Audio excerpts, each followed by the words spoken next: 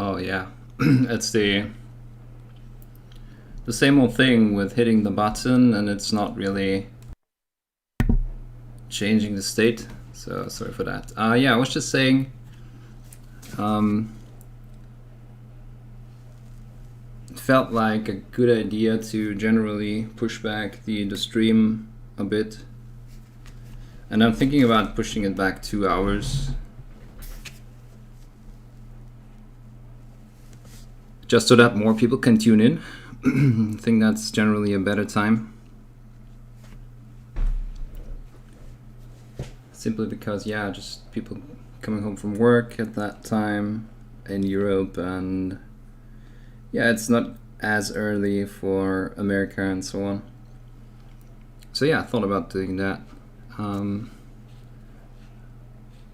have a bit of just leftover paper for the palette paper this time. But yeah, hey Griffin Pictures. Also, I'm still dropping frames, and I don't know why that is. So let me just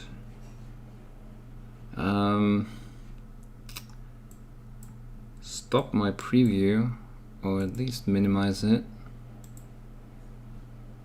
Maybe that's it.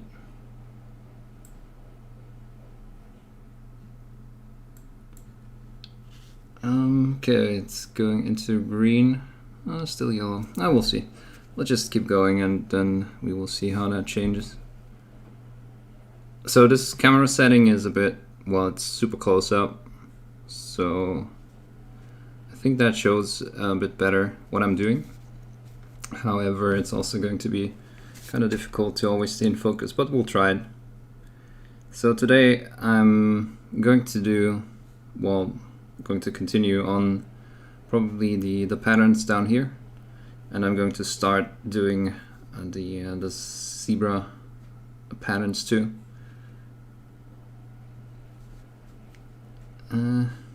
Dropping frames. No idea why.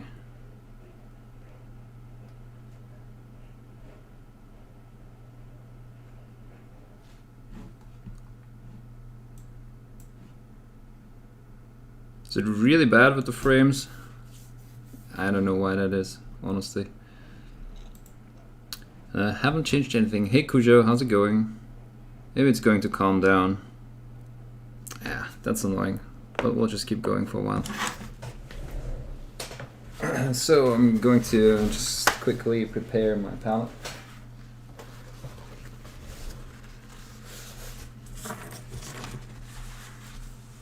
Hard to tell when the model is still. How about now? Hey, Magenta Mouse, how's it going? Okay, as always, this camera is out of focus. Oh, also we had 3 patrons join overnight, so thanks for that, guys. In case you're watching, let's see. Why am I not prepared?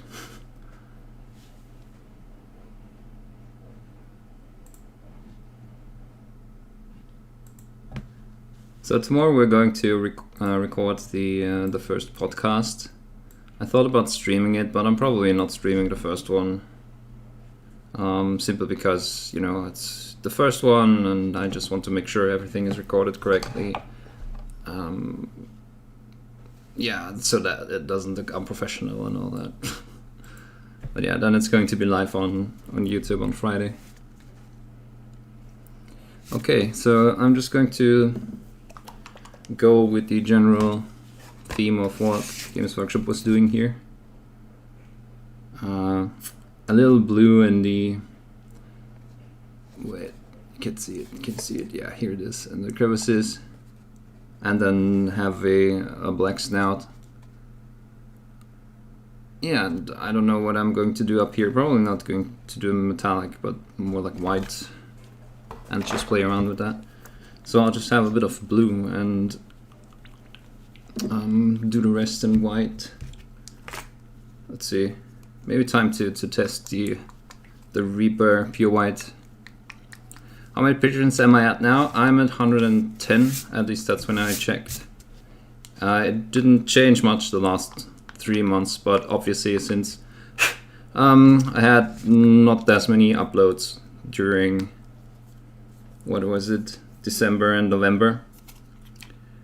People were, it's more, it doesn't count so much what is in the videos and the quality and all that. Of course, it's fair if people say, yeah, I don't really need the basic videos, for example. That's why I don't want to continue my pledge.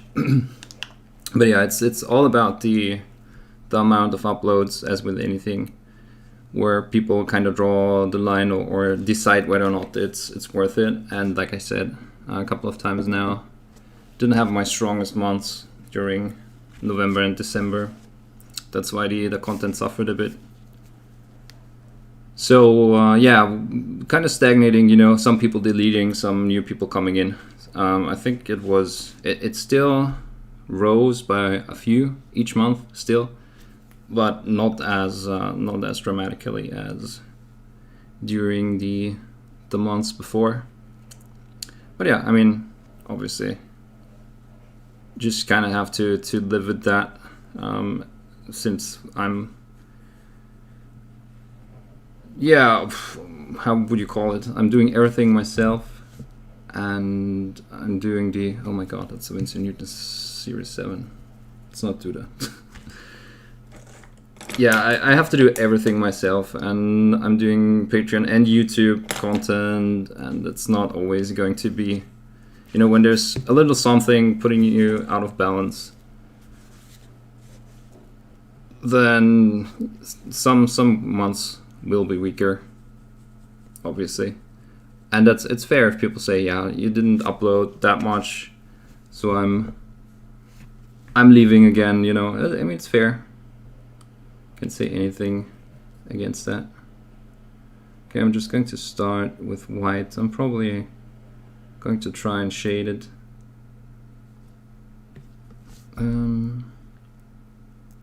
After that, I should technically probably paint the black areas below, but I just want to try this white, and yeah, we'll come back to it, and we just have to be careful. It's settled for me now. Yeah, I'm in the green now. Doesn't say any more dropped frames, so maybe it has just been a hiccup. So let's see who else tuned in. Hey Servan, I hope I pronounced it correctly. Hey Trioxin, how's it going? Why are PDFs so hard to finish? I mean, I've been working on that dual PDF for 2 months now, and I still decided to switch it up. Then again, you know, if you do like the Bohoon version of a PDF, that I don't think that's super hard to finish. But if you want to do a really great job and make your PDFs interesting and actually teach people something with the PDFs too, then yeah, they take me a long time too. But I think in the end it's worth it. It's just, I'm not sure if people recognize how much work goes into them. That's maybe a bit of a downside. You know, if you are just releasing 3-4 basic, like 2-page PDFs per month, then people might think that is better and more content, when in fact it really isn't. But yeah, again, it's all about what you want to do. Hey, spectral images, is that baking paper on the sponge? Yeah, exactly. I can't really, or well, there is obviously options for palette paper that are, well, better suited for wet palettes, but I don't want to buy them. They're too expensive for me. And baking paper, I can't really get any more uncoated baking paper. Unfortunately, they kind of stopped selling it in 2007, I think, the one I was using. But it's not that big of a deal, honestly. I can't really, well, I can, since when I close the lid of this palette, I can still keep it overnight, but I don't really do that, so I'm not too bothered. It keeps my paints wet long enough for the painting session. Obviously, it's not the best setup for a wet palette, but it's enough. It's enough for me.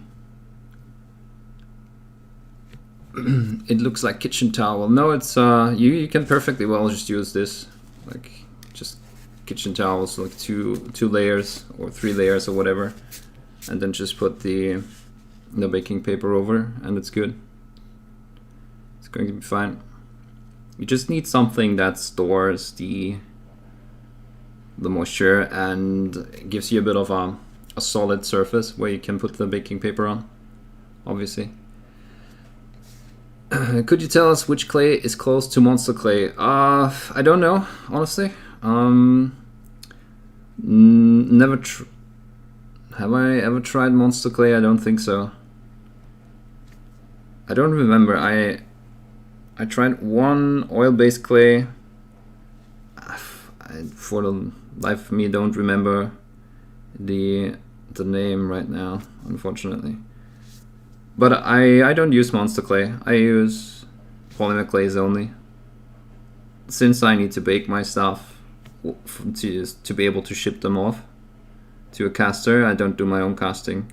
It's too boring for me, and I don't have the equipment, and I already have no time as it is for anything else than basically making the videos and yeah, doing some commission sculpts per month. That takes up all my time.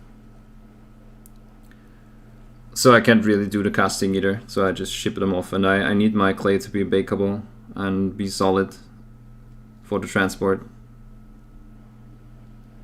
So honestly, no idea, sorry.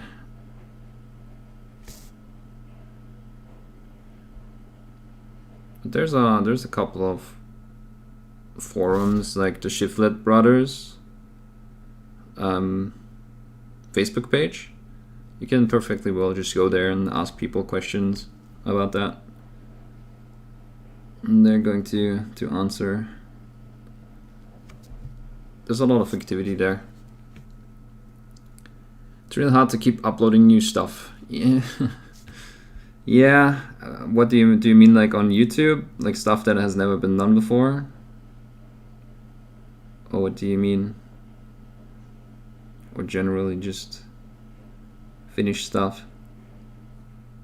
I mean, ever since I had to pick up the second job again, or a job again, just to make ends meet, it has been so much harder because I'm losing 2 days of the week.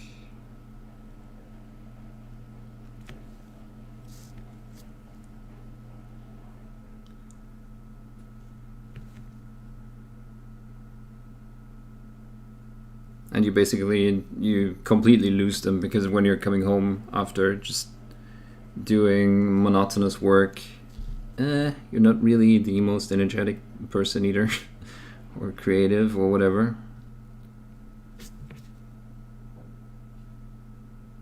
Yeah, we're going to have to break the monotony here somewhat or somehow. I don't know how they did it. Hey John, how's it going?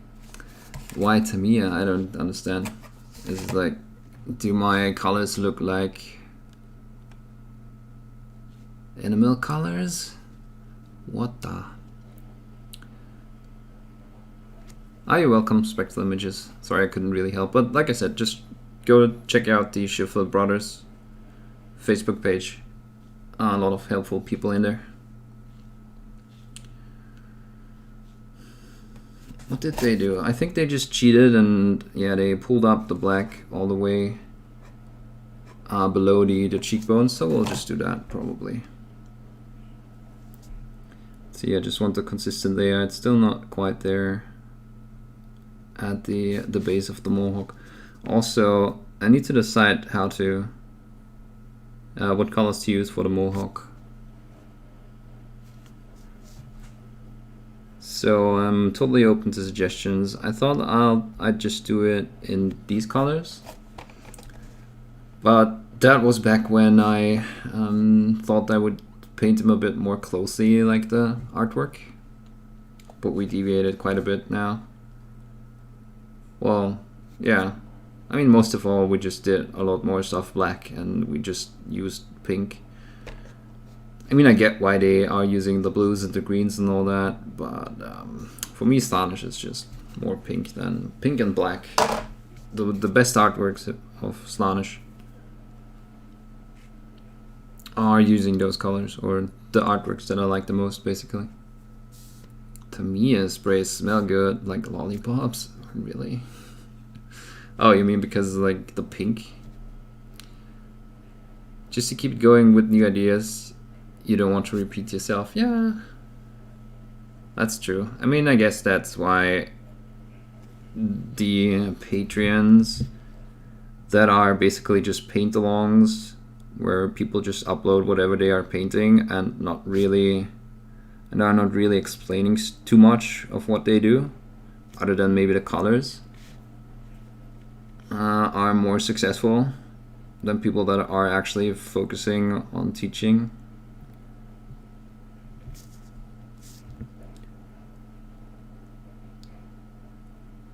Why is my computer so loud? Hey Ian, cheating? Oh my god.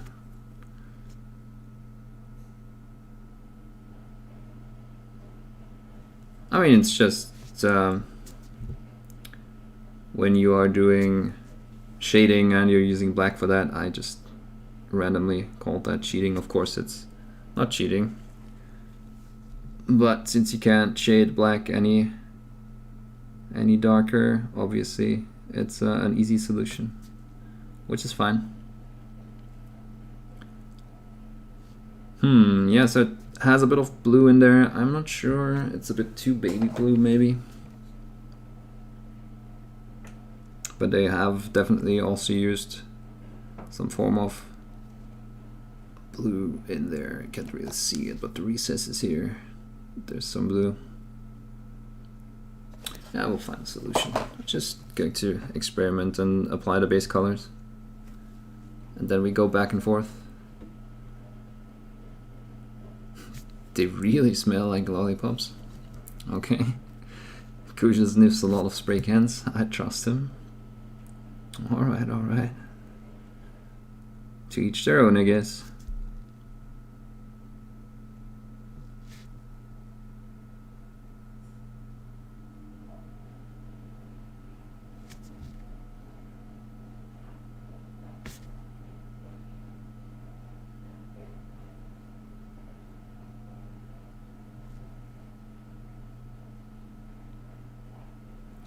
Okay, just going to leave some of the recesses blue.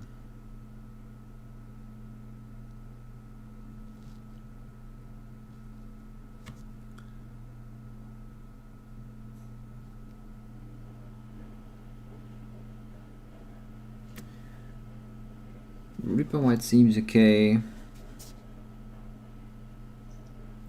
I thought about getting the Games Workshop white just to have a bit of a glossy white. I mean, I do have this, what is it, Schminke acrylic ink stuff, but that's almost too intense. We could try something, just mix those two together. Hey Chiros, I still don't know how to pronounce that. And yeah, like I said, I'm considering pushing back the whole thing 2 hours in general, so that there's more people that can tune in. Which actually was the original idea, but I don't know, I guess I tried to make it work. Or no, how to say that? I'm used to streaming earlier, so I just said, yeah, that's a good time. I mean, that it's still 5 hours later than I usually streamed when I was trying to do it 4 days a week. So that sounded okay, but I think it's still 2 hours too early for most people to come on. At least 1 hour. So we'll play around with that a bit. Okay, so this should give me the intensity of the ink.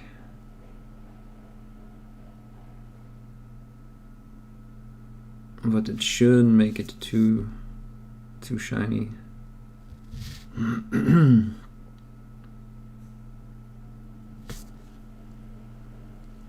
White scar is really bad, is it? Okay. Yeah, I mean, I don't really need it. It was more like, that would be an idea to do. but this seems perfectly fine here. I think I'm just not going to use the pure white for these areas since they're somewhat in the shadow.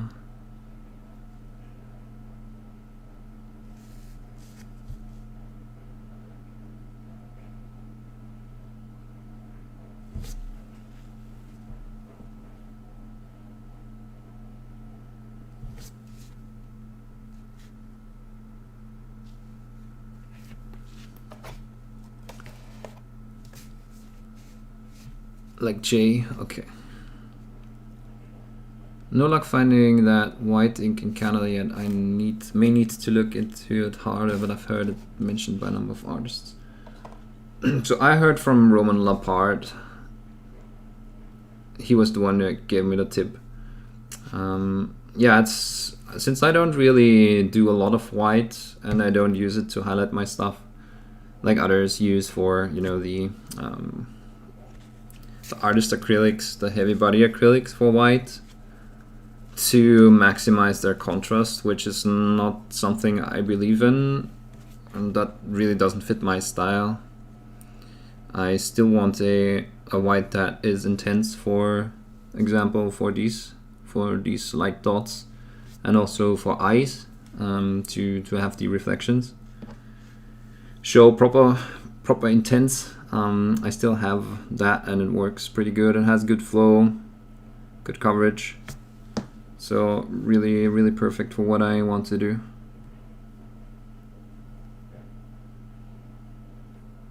Or for the results that I want.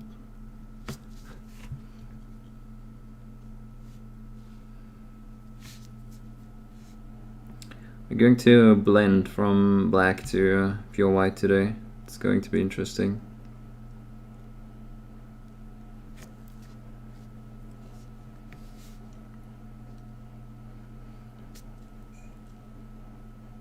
What white have I started with? You can see here, I just mixed a bit of just a random, I actually don't know anymore. Where did I put my colors? Okay, that's the pure white, so it should be this. I just used some ghost white, it's called. You can see that it has a bit of a, actually, no, that wasn't it. I'm lying. Could be this one.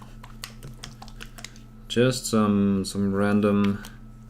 Yeah, I think it was this. Yeah. So just a slightly blue, really bright blue. In this case, it was Snow Shadow. Just to not start from a pure white, as always. Of course, I'm going to play around with shades because, like I said, I want to do the lower part black, and we'll see how far up I go in the end, and how much of the lighter or the darker base coat I'm going to be to let show in the end. Kind of feeling under the weather today. So we were on a trip yesterday. And I was driving there, and then I said to my girlfriend, I'm really super tired, I don't think I can drive home. It was a 2-hour drive, so she drove home.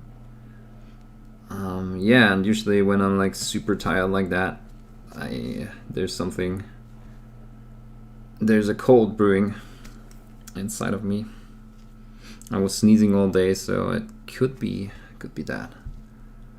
But fingers crossed it's going to not break out.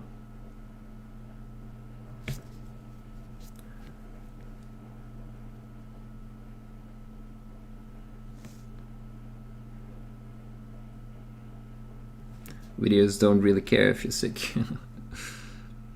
It goes bad quickly, leaves flex dried paint the mix. Okay, interesting. Well, seems like another quality Games Workshop product then. Or maybe they're just testing a way to make the paint go bad even faster.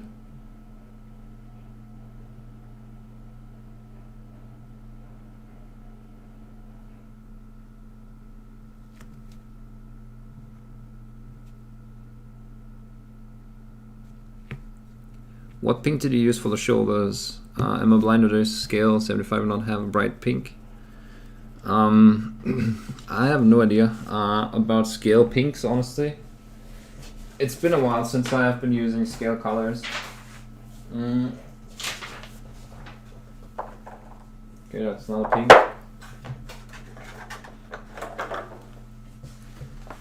I don't really think they do. Well, yeah, other than the skin tones and like something like sandalwood, which isn't really a pink. I don't remember seeing a scale color pink. Don't think they have. Also, I don't remember. You would have to go back to the first Monday stream that where I was doing this one. I mean, I'm guessing it's probably not that, but this would work. Monster Maw by Bones, Reaper Bones.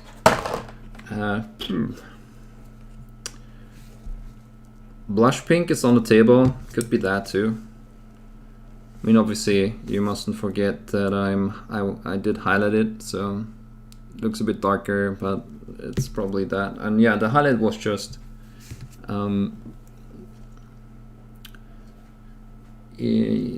what's it called? Ice yellow. Yeah. So those two, and then I shaded with, I think it was this runic purple. But I don't usually remember my colors, honestly. It's like, yeah, just use that. And then next time I probably vary it slightly, and I don't think usually it looks that bad to have a bit of variation in the pink. It has fuchsia. Okay. I actually don't remember how that color looks. Okay, let's put some black out on the palette. What's this leather white? I took yours, anyone else's advice from last week, and have been trying pure brush skill. I'm really enjoying it. Oh yeah, that's I remember. So, did you start off of an airbrush base still, or did you just use the brush in that case? I mean, again, it's for me, it's fun to paint, and I get more fun out of actually using the brush and manipulating the paint than having a gradient sprayed on with an airbrush and then not doing anything with that. So I'm not really that much result orientated. I like the actual process of painting is what I enjoy. And yeah, I totally realized that is just one way to do it. So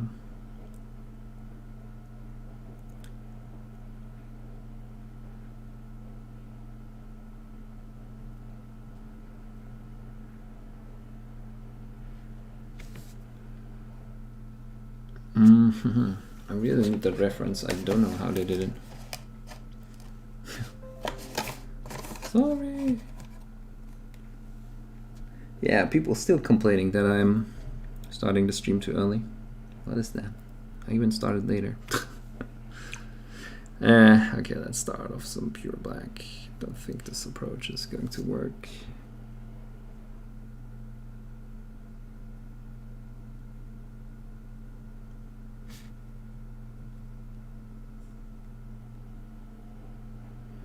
I think we'll just do black and then do some edge highlighting instead of actually blending them together.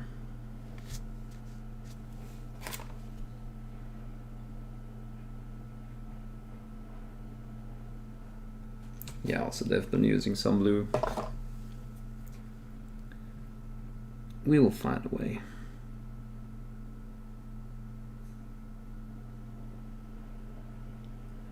But I think like that it looks even better since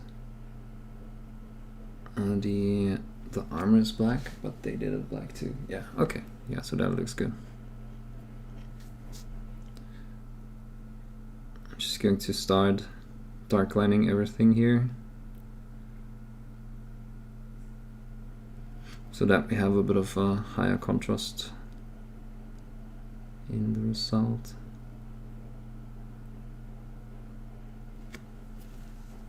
Oh, just brush, okay. Scale color 34 is pink. There you go.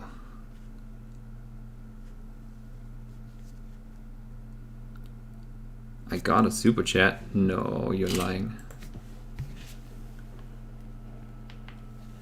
What do you mean just in general?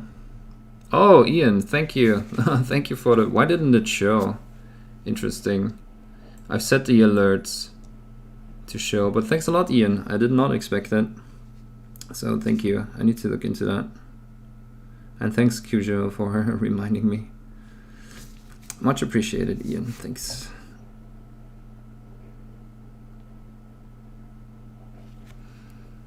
I'll buy some new brushes with that. Or at least one, because my... Where is it? 0... Yeah, size 0 is a bit... The tip is slowly dying. I was trying to paint some freehands. Oh wait, you can see that. Yeah, I was trying to paint some freehands, and you can compare the tips. This one is slowly getting worse. You can see it's not that fracture of a millimeter anymore. So yeah, I'm going to have to replace my size 0.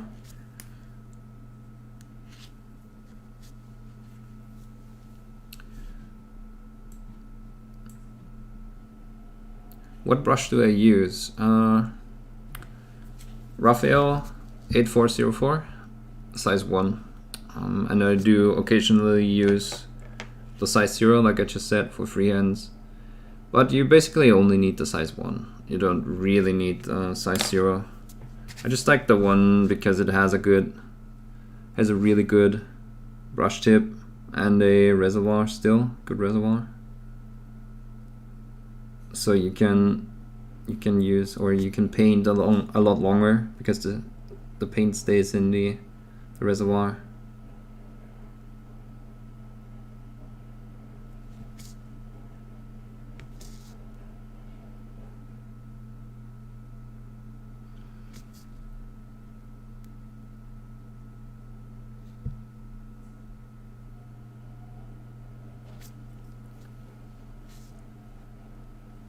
Airbrush can be good, I realize, but it is very limited. Now I have properly tried brushwork. Yeah, exactly. It's, I mean, for the scale, you have a lot more control with brushes, obviously. It's also a lot less fuzzy to use a brush rather than airbrush. Yeah, I think unless you are really skilled with an airbrush, probably even then you are going to have like tiny specks in the transitions that you still get that with a brush, but you can cover it up a bit better. So blendings are never as clean as people imagine, and also how it looks on photos that people are posting. And I don't even think that's because everyone's cheating with their pictures, but a lot of people don't know how to take proper pictures, and therefore they get a bit blurry.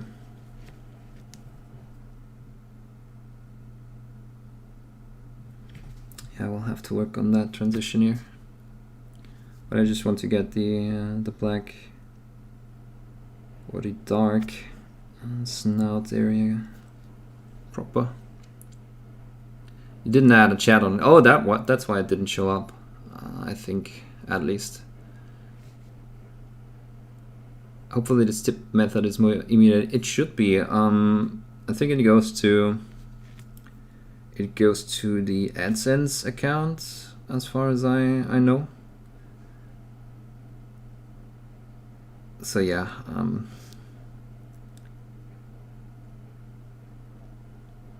Thank you. Thanks again. Really appreciate that, even after you had to cancel the Patreon, that you're still trying to find a way to support, so thanks for that.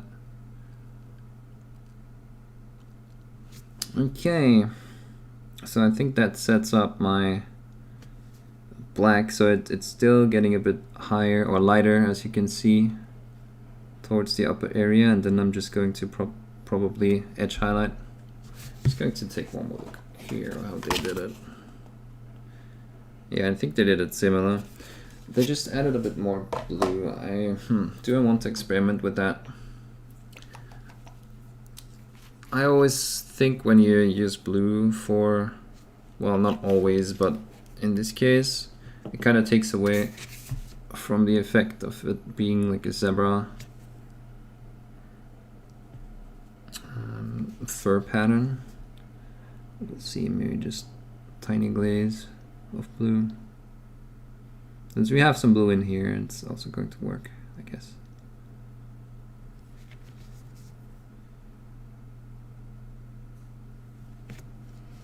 Oh, Grendler.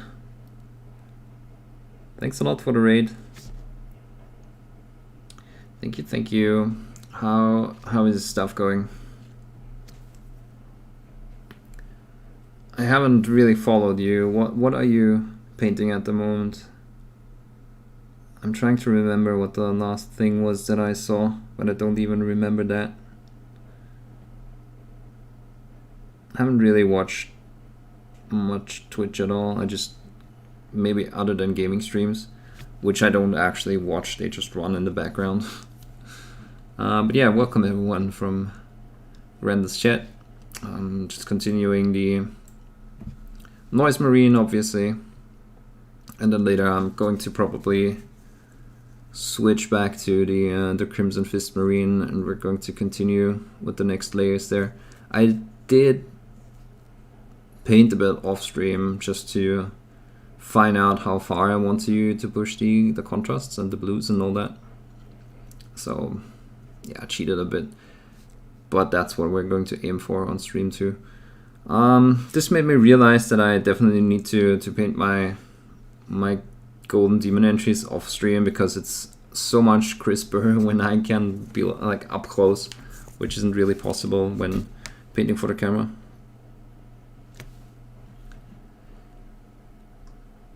I'm way behind on chat, sorry.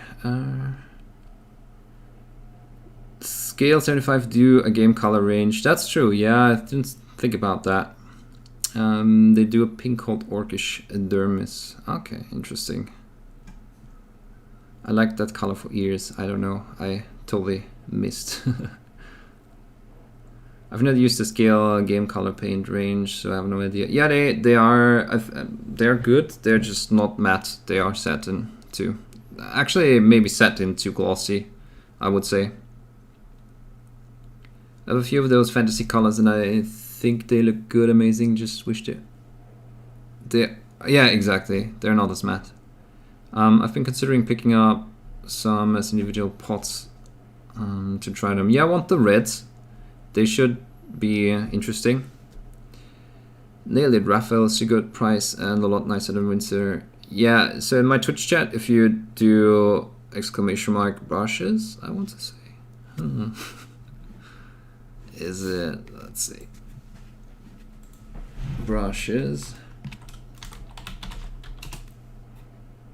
Yeah, you get the Jackson Art affiliate link that I have.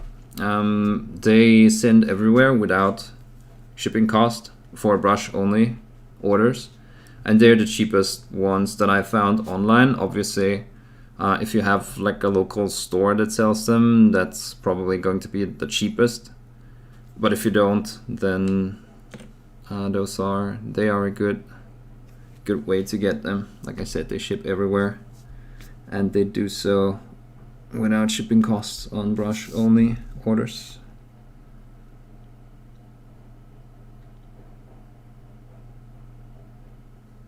I can only recommend them.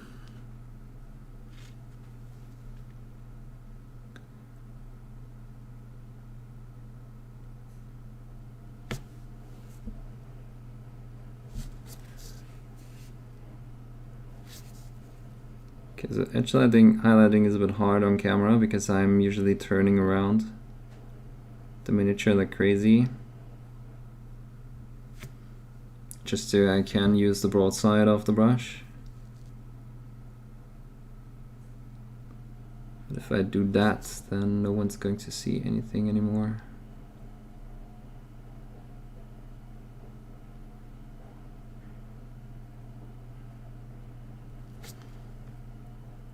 I need to reply to Maphus. He asked me whether or not I can paint Sanguinius for him. I usually don't do commissions, but I think I might be doing that and do all the patron stuff for maybe March on Sanguinius. It's going to be a lot of non-metallic metal again. But maybe we can do something more interesting with that. Yeah, I think I like that. Going to play around a bit more with the transitions.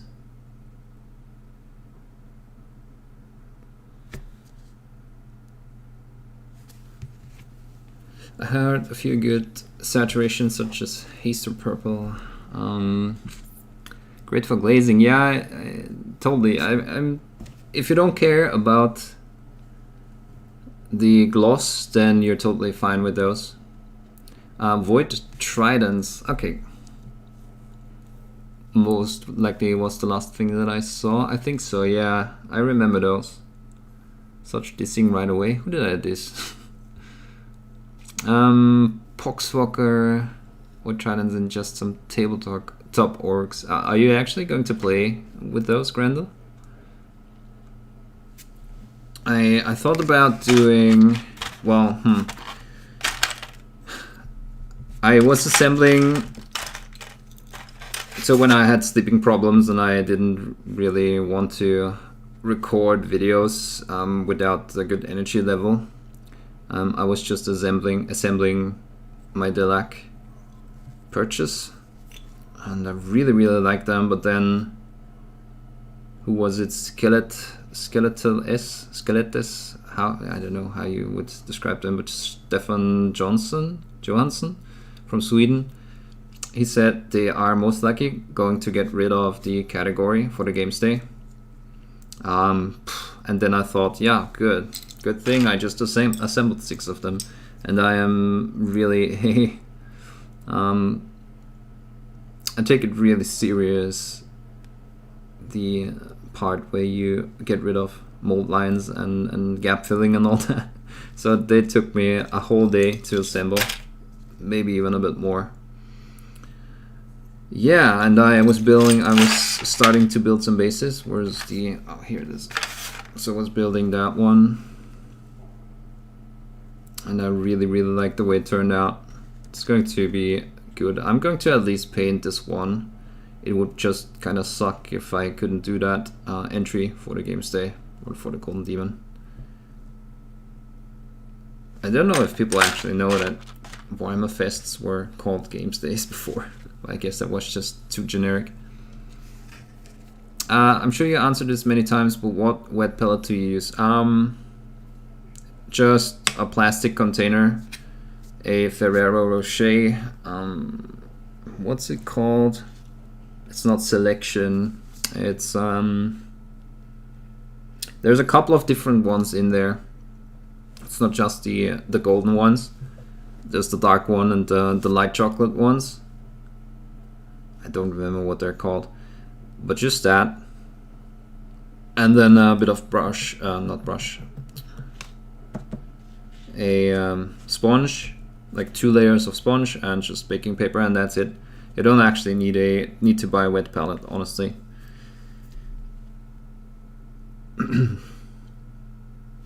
Can just build your own one. You just need to find a shallow container, and then you're set. That is the biggest obstacle to wet pellets, I would say.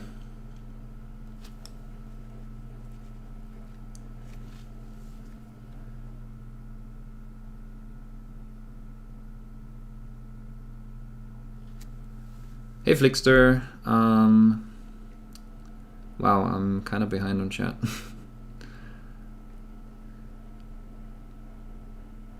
Is that on sale yet? You mean like Jackson? I don't know if they had a restock, sorry. No, haven't checked. Next time I come up with a great idea for an army, remind me how much I have in my backlog. Yeah, I guess everyone has that, huh? Hey, Geezer. Hey, Sunlocked.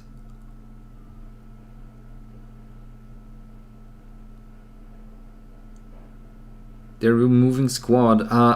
I think, well, it's not, I mean, since they still haven't released these stupid rules and category list, which kind of sucks because, I mean, some of us do want to invest a bit more time into the preparation of their entries, and they're like, yeah, lol, not gonna release it until, you know. Also, there's the master class category where you're painting, where you have to paint the designated model, and I don't want to paint that model like 1 month before the actual competition. I want to start on that now, because it's not like I have that much time during the last month before the actual games day. Alright, cool. Warhammer Fest. Yeah, to prepare my entry. So it would be awesome if they would finally give us the rules. But there's a rumor that they might be removing Necromunda squad. They're not doing away with squad as a whole. I just don't want to paint. I mean, I could paint the deluxe as a squad for 40k squad. I just don't want to deal with all the Space Marines, because there's definitely a bias towards Space Marines in that category. Obviously, because it's the best-selling product. So yeah, and it was a way to paint science fiction and not have to deal with a lot of Space Marines in your category. So that's why I wanted to do Necromunda, but they might be doing away with it. But we won't know until they release the rules. So there's that. But if they do, it would suck if I was going to invest time now, since it's already that limited. I wish all wet pellets came with Ferrero. Yeah, exactly. I mean, the only thing is, a container of that is almost €5 over here, I would say. So I can't even say it's really cheap, because you still have to buy the sweets with it, and then you are on €5 already, or probably like $5 everywhere in the world. And when I say world, I mean Europe and America, or USA.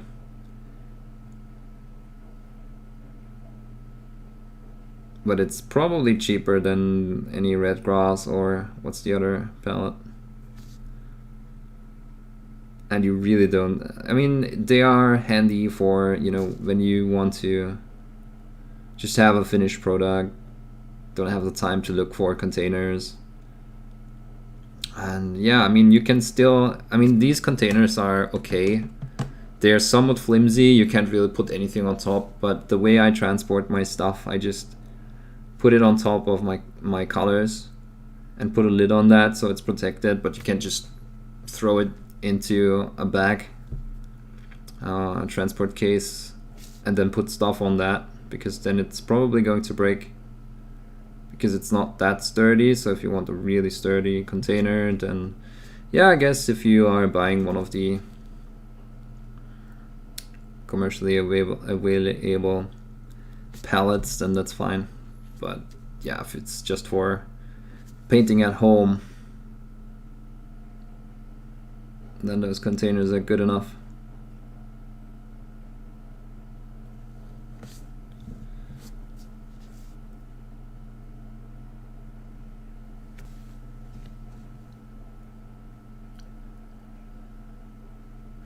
I got one of those for Christmas. I kept the box. They would be, wait, the deluxe would make a good Patreon video. Yeah, the thing is, I wrote it on Discord.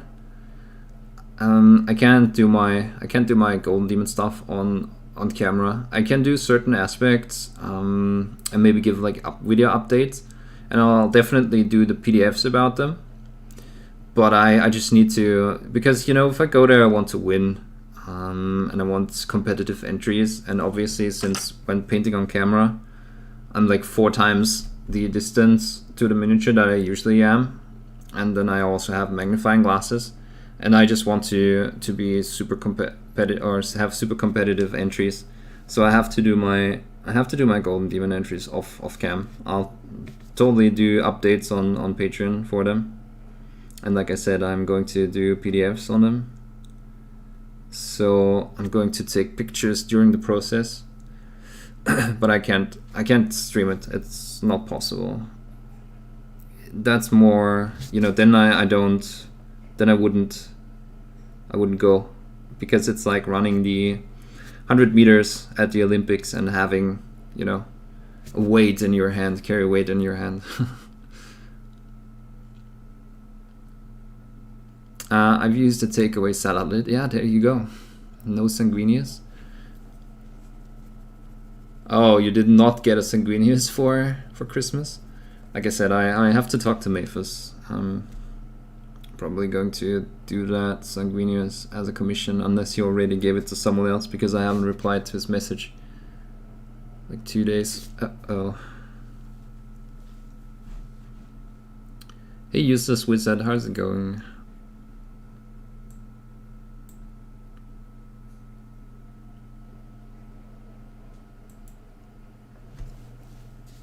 Yeah, what color hair? I haven't decided yet. I was asking chat before, but no one said anything. I thought about doing the original color.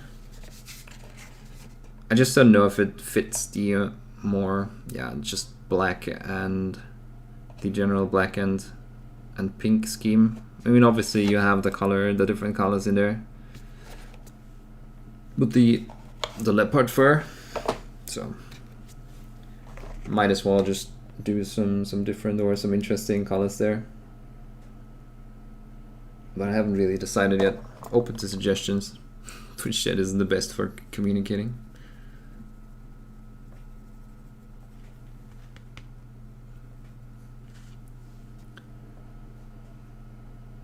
Hey, narration, by the way. Sorry. Green hair. Yeah, see, it's definitely not going to be just green hair. So it's either going to be like 3 or 4 colors together, like they did here. I think it's 3 colors. Could do like a color wheel thing, maybe.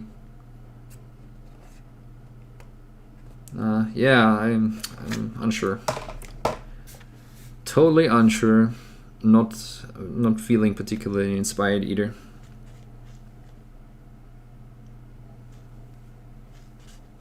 I think I want to increase the contrast here, so let's take this blue, just add a bit of black. Okay, that was a lot of black.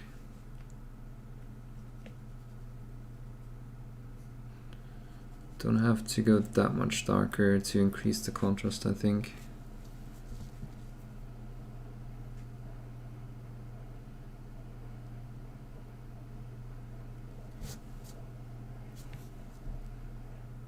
Just make the temples a bit darker.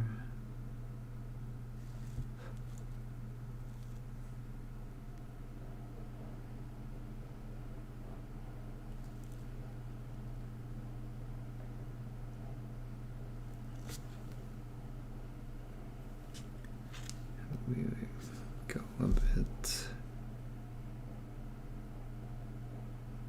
less opaque.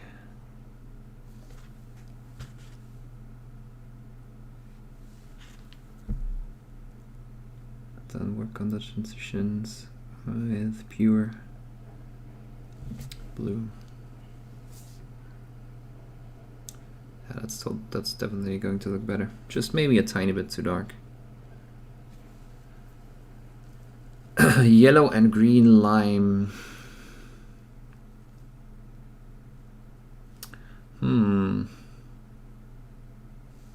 I mean, obviously, we could also try pink and maybe go from red to pink. to just go with the general theme.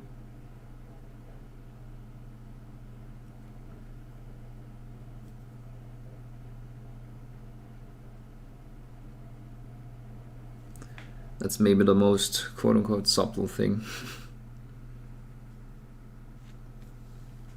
Orange should work. Yeah, there's a couple of options. I think, yeah, orange doesn't sound too bad. Some variation of the yellow down here, maybe. The thing is, I'm just going to play with it. Maybe I'm just going to try the orange that I used for this. Oh, I got an idea. I might try to do some orange and teal stuff, just because it's going to look good regardless of what other colors are there. So maybe something like that.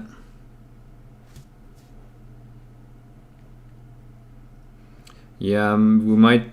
So this blue would totally fit with the other colors, I think.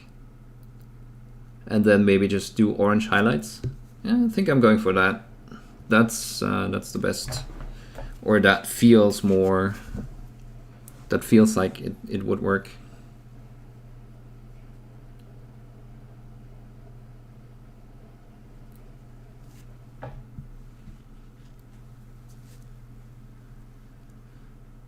I just, like I said, I tried to start off as close as possible to the original, and then I deviated so much that now I don't feel as obliged anymore to, or obligated anymore to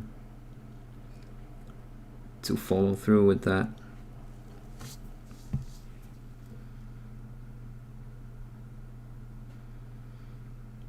But yeah, if you haven't followed my YouTube yet, I would suggest you do that, because we are going to do the first podcast. We're going to record it tomorrow, and then it's going to go live on YouTube on Friday. It's going to go live as soon as I have it edited on the Patreon for the $2 pledge level as a pre-release, obviously. And then it's going to go live on YouTube next Friday.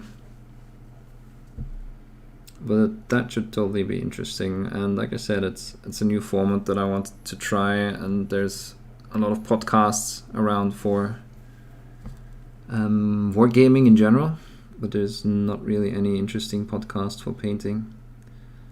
Hey, I'm not surprised, motherfuckers. So yeah. Narration, thanks for joining the Major League. Welcome to the stream. So let's see. So there should be a command.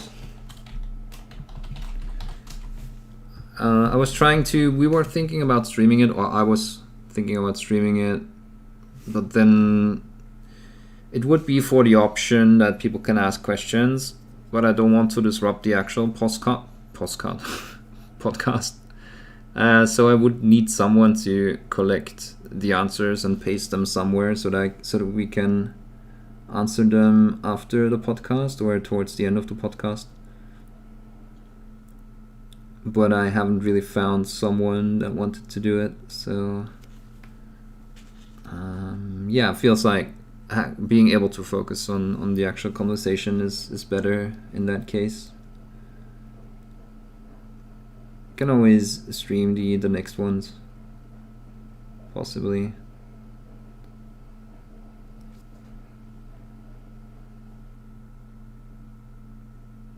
Unless everybody hates the format, of course.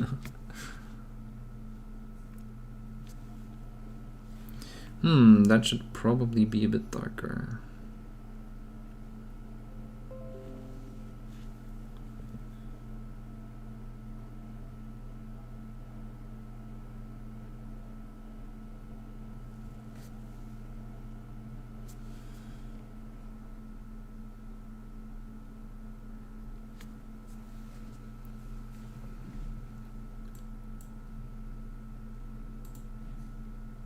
Did you end up calling? Yeah, I did end up calling it that. The option is still there to rename it into something else. I feel like we would have to have a few conversations, and then the actual conversations that are happening are going to set a, how would you call that, a feeling for the whole thing, or the way they happen. They will create a certain feeling around them or a certain atmosphere around them, and then that's going to also give an idea. Let's play videos. I was starting with, I mean, the thing is, I should probably keep the channel clean, as in just on topic, the YouTube channel. I did do a RimWorld video once that got like 50 views. I mean, naturally, right? Just because I am interested in RimWorld doesn't mean everyone that watches painting videos is going to be interested too. So I just tried that, and obviously that wasn't a good idea.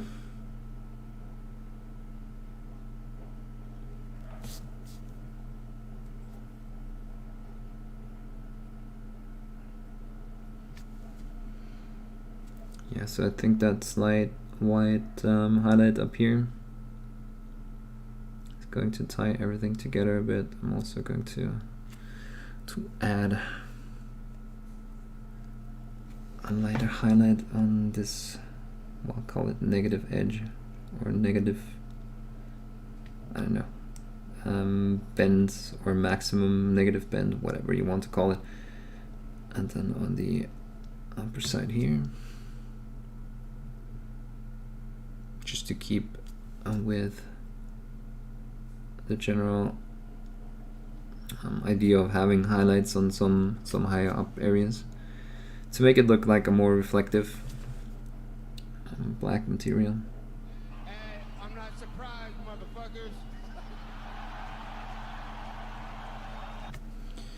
motherfuckers. Useless Wizard, thanks for joining the Major League. Welcome, welcome. Big B Trovecast for SEO. I don't know. Maybe for the initial clicks, but I'm not sure if YouTube wants that in your title.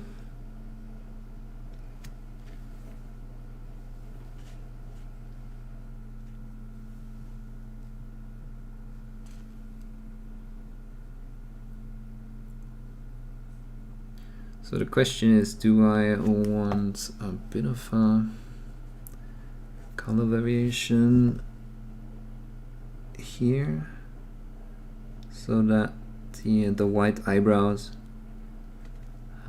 get a bit more focus? I think I do.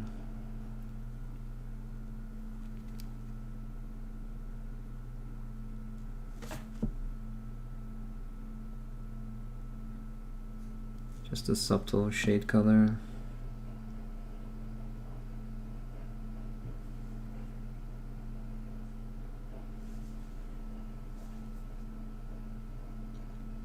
Obviously, we also have to emphasize this temple. Starting a bit lighter now.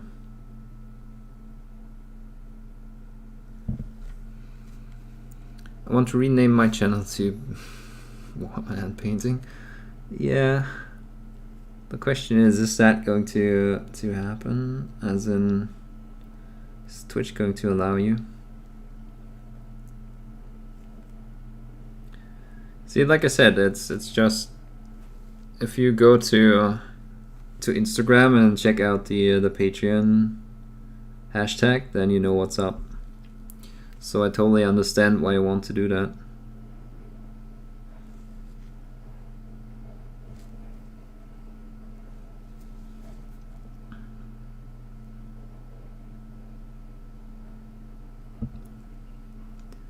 But like I said, in the end, it's, are you going to be on YouTube any longer? I don't know.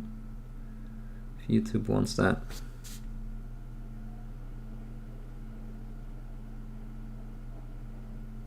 I didn't quite follow through on all the dark lining that I wanted to do. So back here.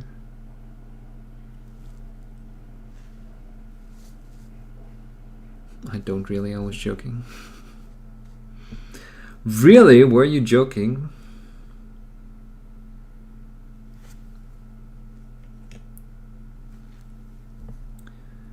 Right, I think I'm just going, before I start on the pattern up here, let's maybe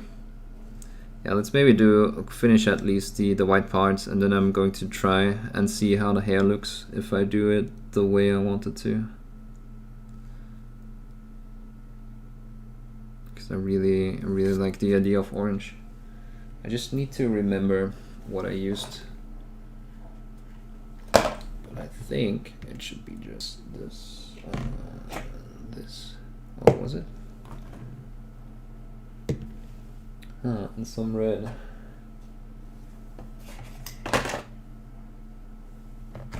Yeah, we'll find it afterwards.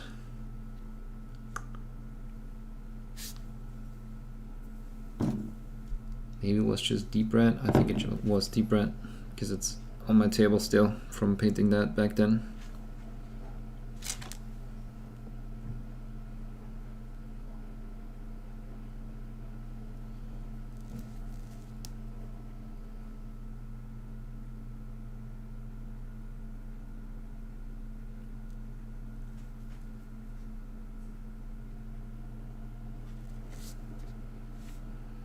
Hey Ulrich.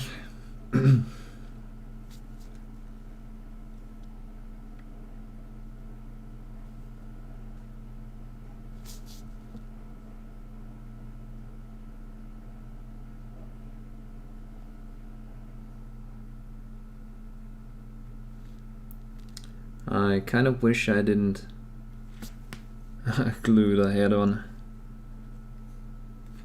but now it's too late, we have to deal with it.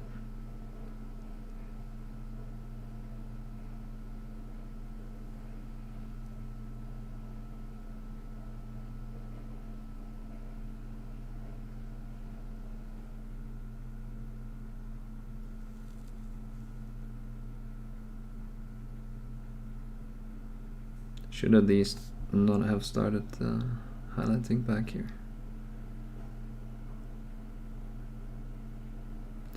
Yeah, also I thought about what colors to do the trims, and I think I'm just going to go for metal. I don't know if I want to go with the orange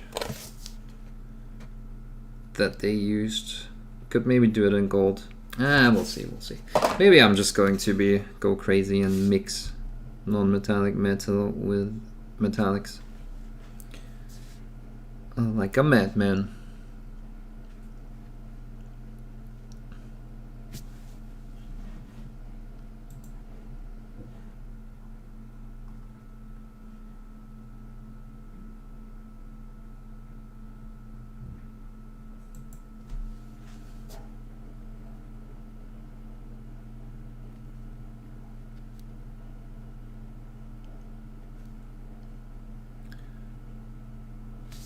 Right.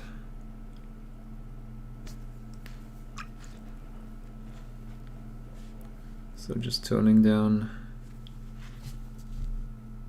the front a tiny bit.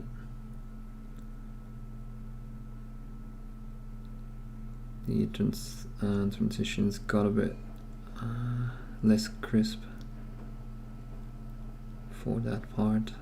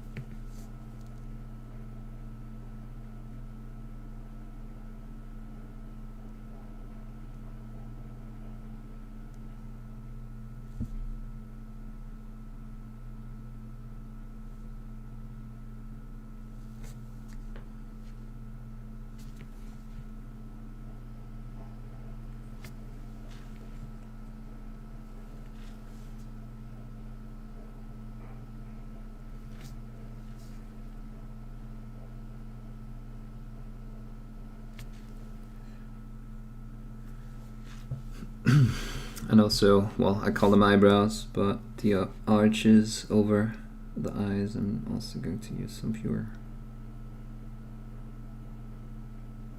whites on them again. That should give us a good contrast.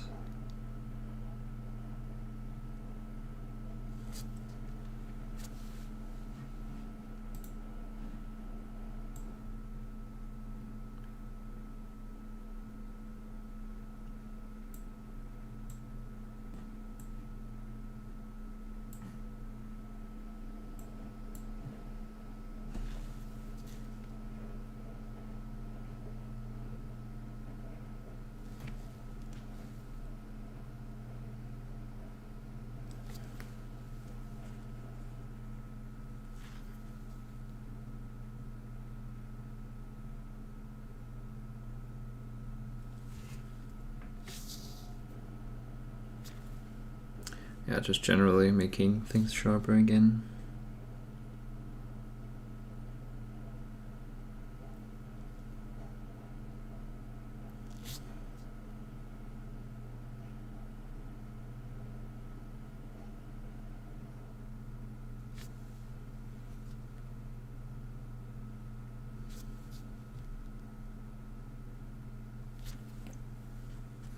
Yeah, one thing I don't really like about white is that it does dry in on the brush a lot faster than other colors.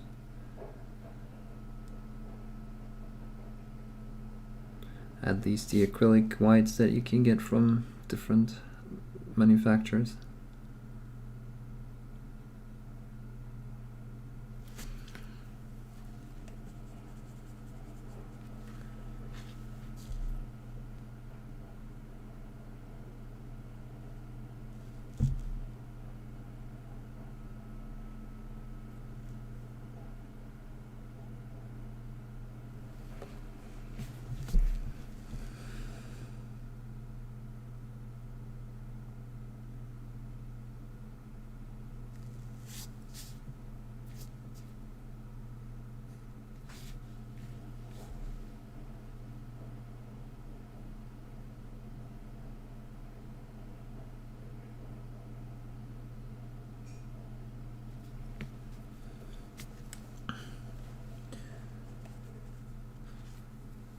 Okay, paint this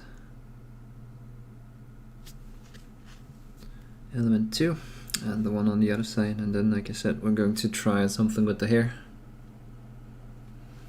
But yeah guys, if you just tuned in or you know, just found the channel, feel free to ask anything. The Monday streams are a good place to just ask anything that you would like to know about miniature painting, about the way that I paint, or just general things. Everything like that is fine. Don't be shy.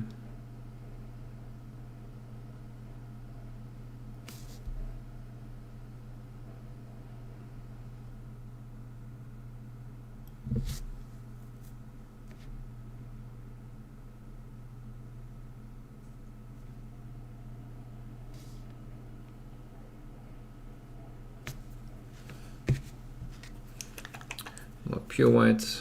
As soon as you end up mixing your white with different colors, it kind of loses that saturation. Custom Shambler, thanks for joining the Major League. Welcome to the stream. Yeah, so I screwed up all the pictures of my alerts are gone except for the Patreon pledges, because I wanted to set up the stream for streaming my OBS for streaming the podcast. But then I was setting up Streamlabs OBS for streaming the podcast, and I thought if I keep it in 2 different OBSs, then the alerts don't change, but they got screwed up. So all my memes don't work anymore. Hey Blind Pringles, I'm new to painting and I'm finding that my brushes keep screwing up. What do you mean? As in they are getting ruined and lose their tip? So first of all, you want to make sure that I mean, obviously you can find cheap brushes offline, or offline. You can find a couple of cheap brushes, that is, that will last you some time. Let's see, I have these that were locally bought from just an Austrian store that had them, and they're okay. They're not nearly as good as my Raphael brushes, but I would recommend to find at least some quality brushes. Don't use the Games Workshop ones. If you can, buy some Raphael brushes, or at least Winsor & Newton Series 7. So either of these are okay, I guess. Winsor & Newton is a bit more expensive than Raphael, and I just generally like the Raphaels better. But yeah, just find good brushes and then get some brush soap and clean them after each session. Try not to get too much color stuck in your ferrule up here. Try to keep that as clean as possible. And yeah, just brush soap. And there is something called Brush Restorer. Try to get something like that. You can leave them in overnight. It's going to help with that too. Or that is going to help with keeping the brushes clean too, or intact. But like I said, the most important thing is to start with good brushes. I mean, Games Workshop brushes are too expensive for what they can do anyway. And even if you do get a lot of cheap brushes that might wear out faster, the perceived higher cost or the higher investment that quality brushes are, it's going to quickly, how do you call that? I don't know what the word is. But compared to getting a lot of cheap brushes, in the end it's not going to matter if you got an expensive brush instead. Because with all these cheap brushes you go through quickly, you're also going to rake up costs quickly. So yeah, quality brush is a good investment, definitely. And then yeah, brush soap, brush restorer. The restorer, I don't use it because I feel like cleaning my brushes after each session is enough. But I heard that it helps quite a bit when your brushes are a tiny bit battered already.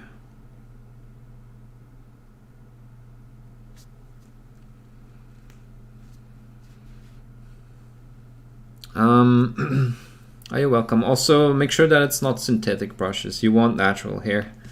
As much as I hate, obviously animals being farmed for the hairs, but I could never paint with synthetic brushes. It just would never work.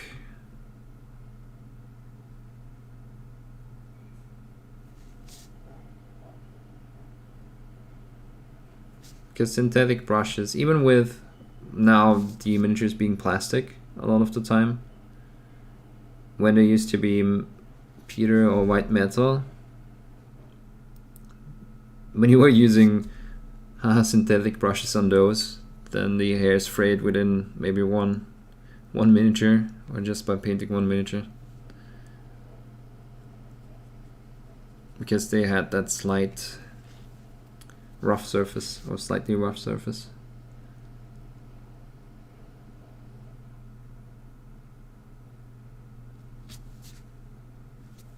Right, just getting on some contrast.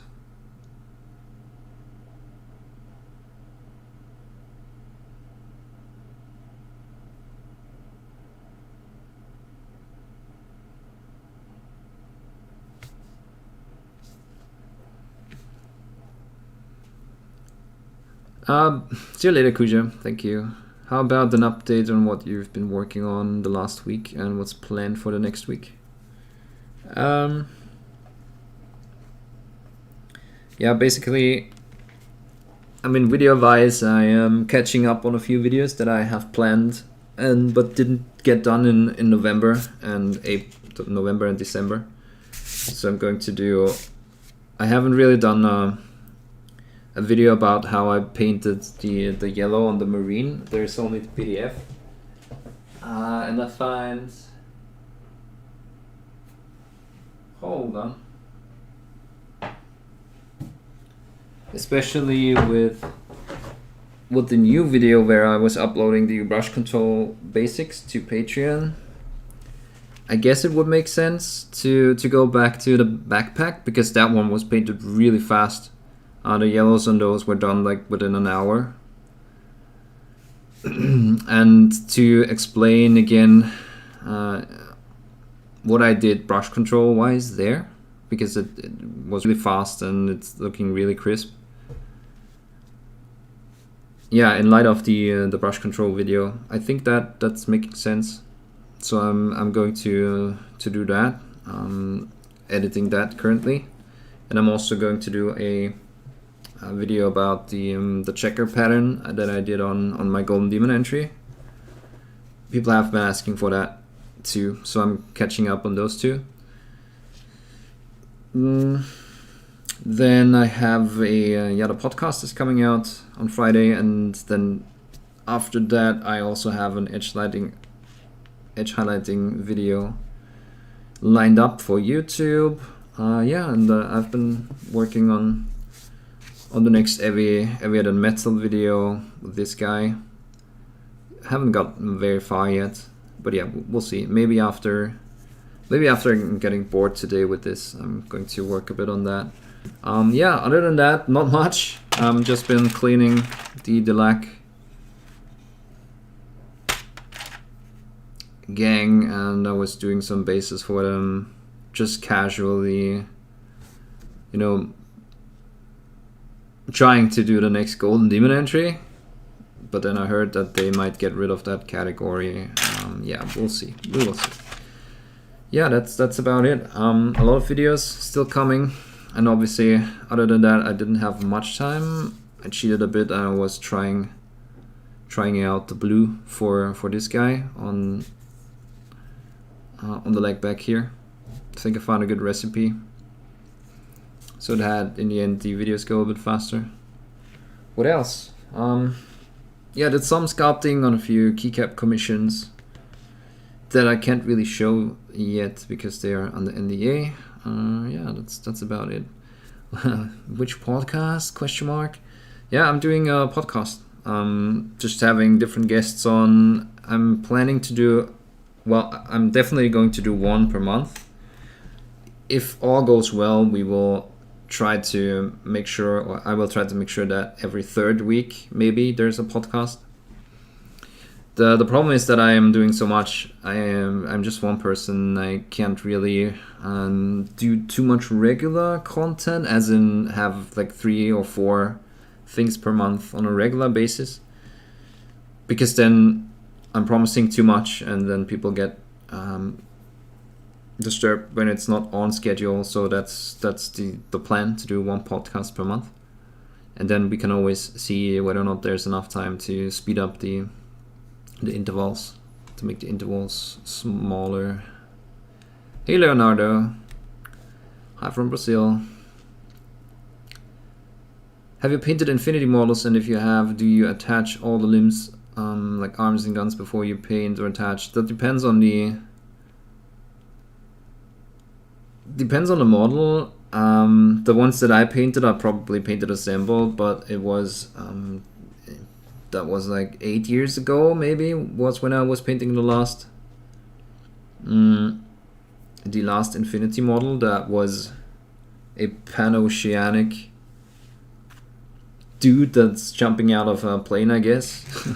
Well, that just had a rifle and a knife in his hands, and it was a rather open position, so that was, of course, paintable. If it's like, if they're holding like that, then it kind of depends. Or holding a rifle like that, it kind of depends whether or not I feel like I can reach all these things that are covered at least to a certain standard, or good enough that I can paint them to a certain standard. Then I'm usually leaning towards assembling as much as possible. I don't like sub-assemblies. I mean, here it kind of had to be done because there's so much stuff going on here. But then when I realized where the guitar goes on, yeah, there's already a lot of stuff that I shouldn't have been painting because they're not visible anyway. So let's see. Like that. Yeah. So none of the leg is visible, none of this inside leg, also the pink that we painted there. Totally not necessary. Well, of course this is, but everything that's below the upper area here, totally unnecessary to paint. Yeah, so that's why I don't like sub-assemblies, because you're not going to see these anyways, and if I feel like I can reach the areas that are visible good enough, then I'm not doing sub-assemblies. Yeah, the podcast is going to be on YouTube on Friday, this Friday.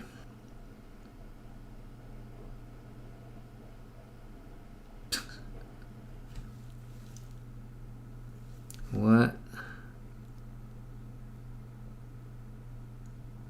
Anglais, tu comprends rien de son anglais? Well, tough luck, guy.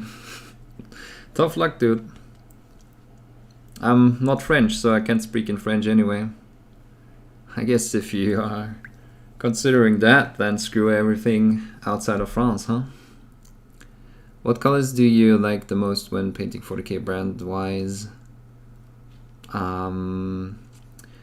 Anything. I don't really use, or I don't really switch between, or don't really switch colors between scales. Painted these. I painted this with Reaper colors. Yeah, I'm painting this mostly Reaper colors, some Vallejo. I want to say I used I definitely used the Citadel inks for that one, Wigan Orange for the legs, for example.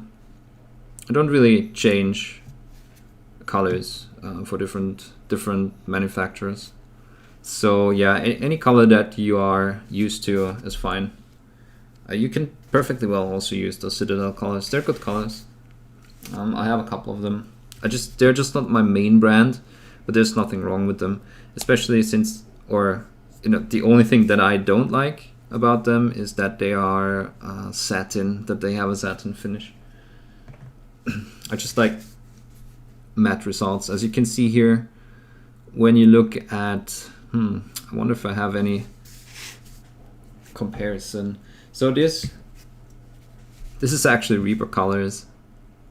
So the blues, if you look at the leg here, the Reaper blues do turn satin for some reason, but that's what I'm trying to avoid. So when you look at the leg, obviously you can see the artificial highlight that moves along you can also see it down here, right? There's an artificial highlight. There's just light reflecting because it's because it is a satin finish, and I don't want that, because that creates something that I can't control. I want to always have control over where my lights show. So you can see, I mean, on the blue maybe there's a hint of a light like here, but on all the other areas there's not really light reflecting. So I have my painted light here. You can see that it doesn't really move, it stays where it is.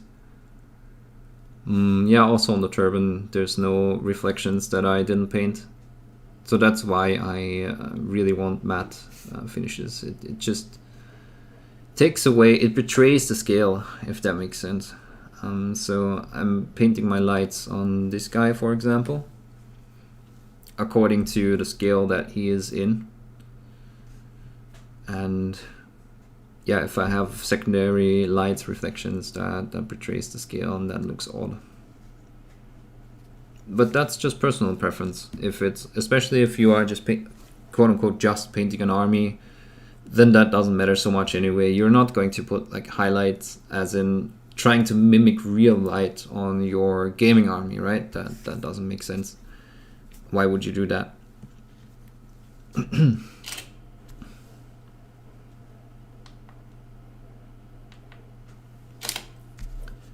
Yeah, so it's not just about what colors do I like when I paint 40K. It's more, the question is, what colors do I like when painting? I have a question. Do you use a magnifying glass to paint with? If so, how big would it have to be to paint the largest Titan model? I don't think I would use magnifying glasses for the Titans. For these scales, when I do my Golden Demon stuff, I use magnifying glasses. I don't want to show them up close because they're a tiny bit filthy. But it's these. I have them since like 15 years or 14 years. Cost me like $10. You can get them on Amazon, and they are, I think, 3 times magnification. They come with 3 times, 2 times, and 1.5, I think, magnification. And I use the 3 times magnifying glasses to paint this, but I don't think I would use them for Titan models. Most Infinity models have tiny connection points to assemble after paint. Yeah, I guess they do have the, well, ball joints, I want to say. You're welcome, Sifu. I'm hitting all small parts floating around. Yeah, they are really, I mean, compared to Games Workshop scales, they are maybe true scale 28 miniatures. And I really like the Infinity models because to me they feel a bit like almost like historical models, even though they are science fiction. I guess that makes sense.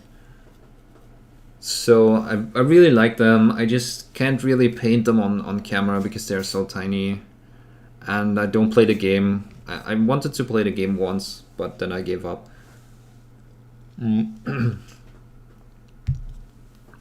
Because I generally don't have that much time to paint, to game.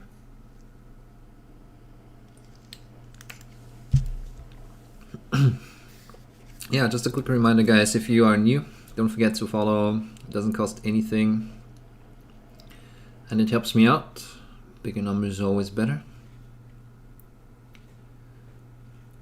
Also, don't forget to check out my YouTube. Lots of, well, I checked, and I think there's now 80 public videos and 40 Patreon videos.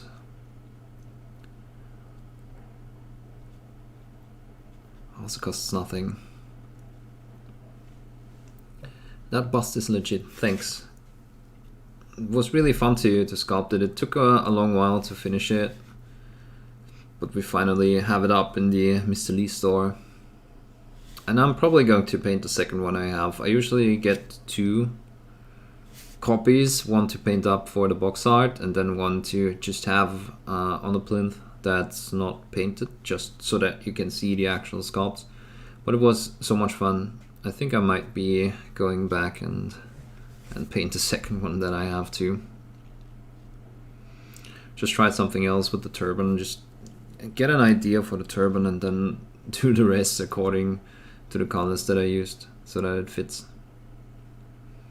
Do you increase your brush size when you paint larger scales? No. So I don't think I used a size 2 on that. I think I only used the size 1. Yeah, it's so big already. You can do everything with a size 1 on busts, even bigger busts, because this is 1 to 12 and most busts are 1 to 10 in scale. Definitely picking up a copy. Thank you. I like to use as thick as paint as possible, then varnish on top, at least 5 layers. So I know you were memeing, but for these areas up here, I base coated it like maybe in that color, roughly that color, and then I was applying solid coats of paint up here. And that's just the way that I paint, because it wouldn't make sense, since most of this is going to be the lightest color anyway. So I just apply a opaque layer up here, and then I just blend these areas where there's, where those colors, where the light situation changes as it curves down and needs to be shadows. So that's totally a thing. I really like to paint a lot with just unthinned paint. I think, for example, Kirill does that a lot.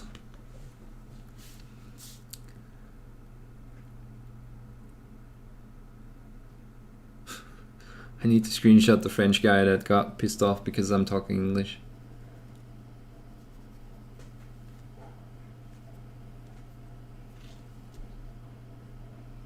Maybe my accent sounded French.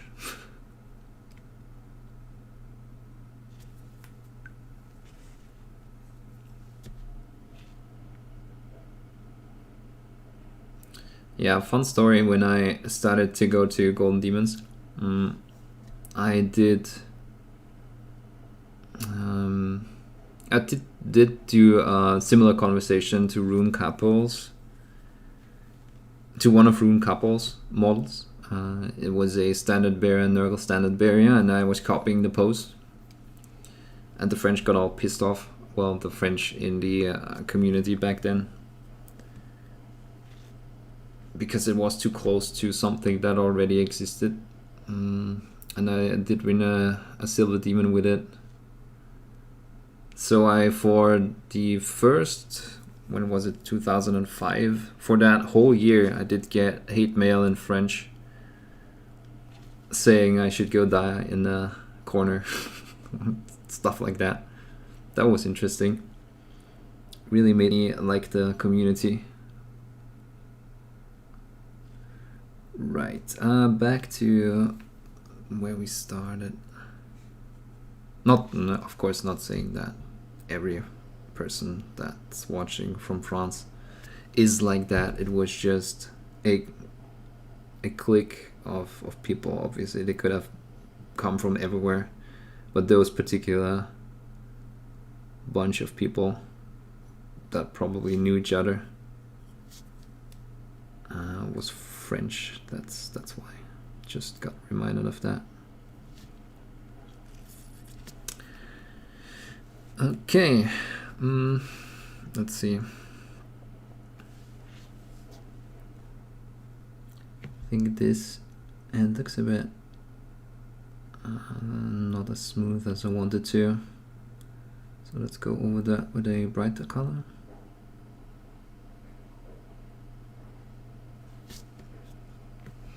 Isn't imitation the highest of compliments in art? Yeah, I guess.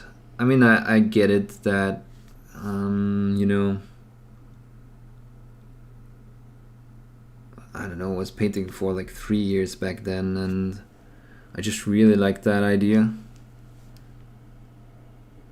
So I did it, and then when I started it, I didn't even think about going to Golden Demon, but then someone said, yeah, just take it to Golden Demon, dude. And I said, yeah, why not?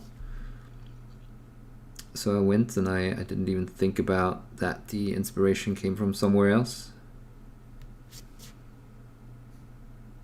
And I probably also didn't even think I would win something with it. So yeah.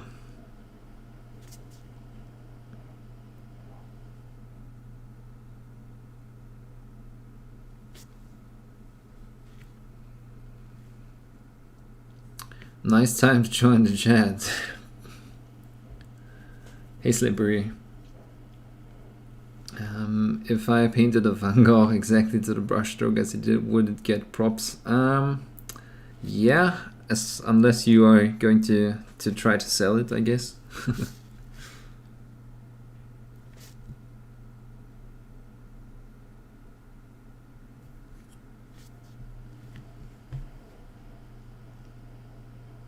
I mean, also I get the general idea of trying to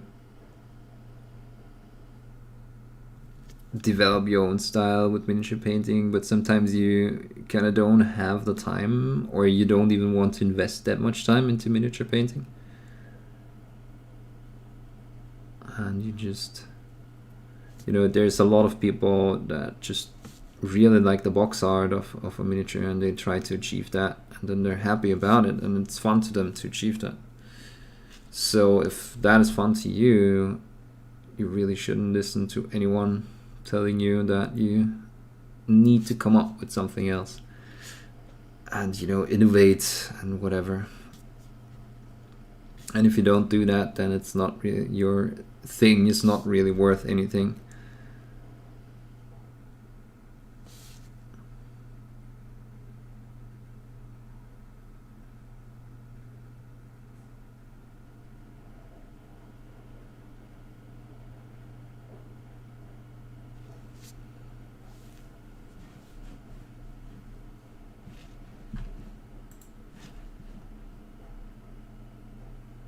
Let me just screenshot that so that I don't forget it.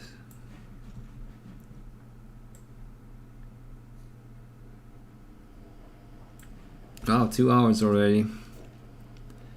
Time's flying today. All we did was the white helmet.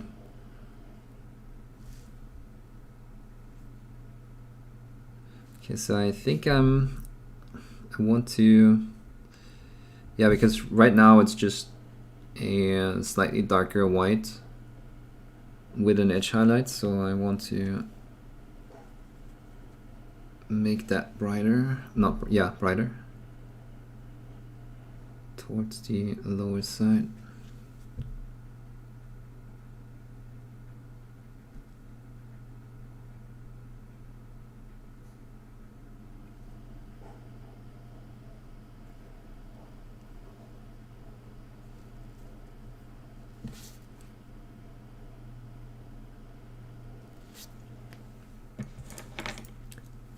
That didn't really go as planned.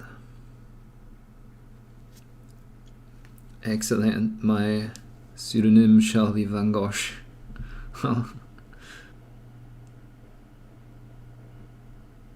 Yeah, I mean, why not? Let's go, let's go.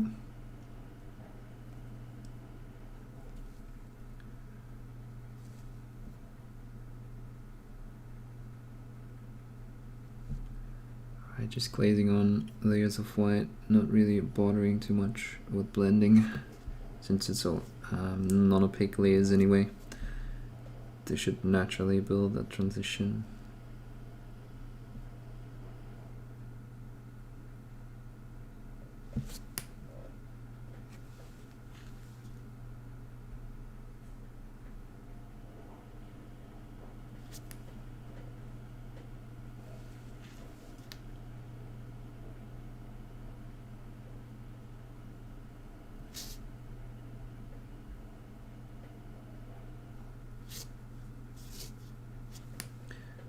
Here, just making sure that the upper edge is the brightest white.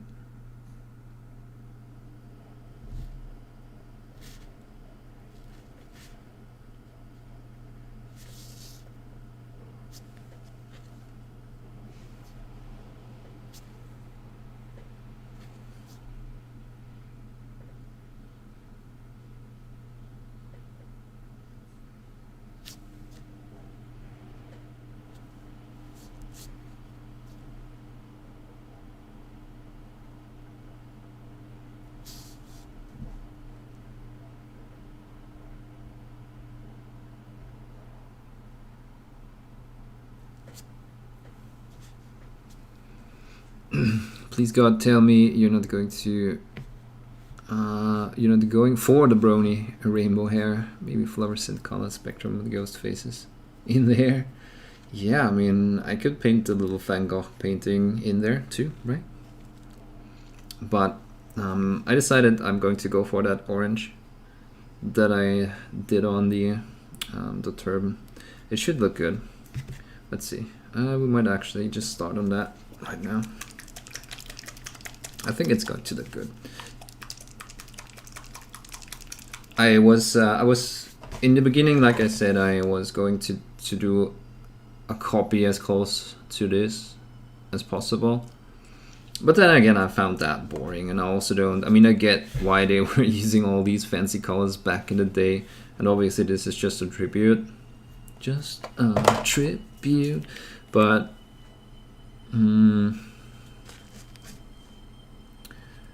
yeah, I just couldn't get myself to paint that way, honestly.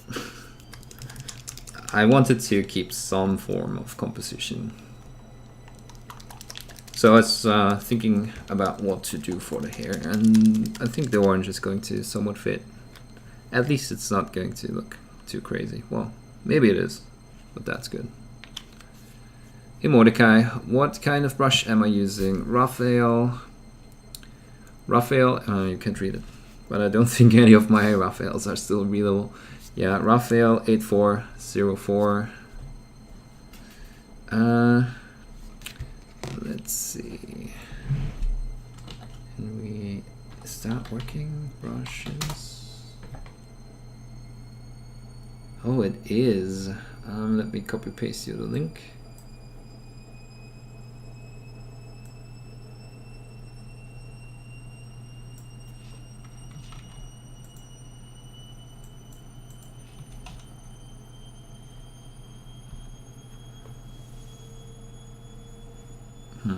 Don't know if that works.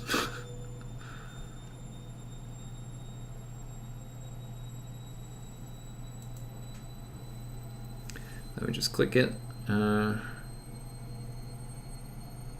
Yeah, that's the brushes. You're welcome. I mean, like I said, it's an affiliate link. It's still the cheapest. That's why I got an affiliate with them. Since they don't charge shipping on brush orders, you can get them in Australia, and they're going to ship them to you for free. I do get 5% back, and I'm just using that money to order, you know, my own brushes. So just to be transparent there. But you also get 10% off on your first order, so there's something in it for you too. And like I said, they are the cheapest that I found online, especially since they're not charging shipping cost. So it's not just because, you know, I get a bit of cash back there. That's just an added bonus. Wow, that looks interesting. But yeah, I think it's going to fit. Just don't remember this orange being so... what is it? Transparent.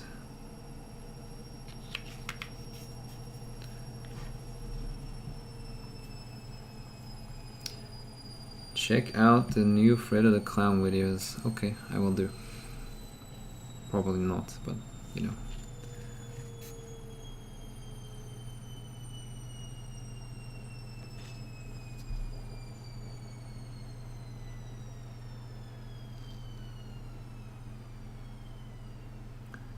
Still interesting that people think that's working, just coming to random streams and copy pasting their stuff.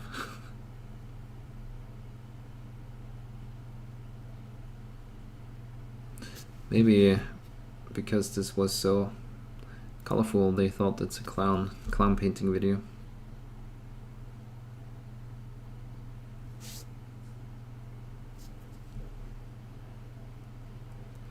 Okay, so what do you guys think? Does it fit, or is it looking weird? I think it fits.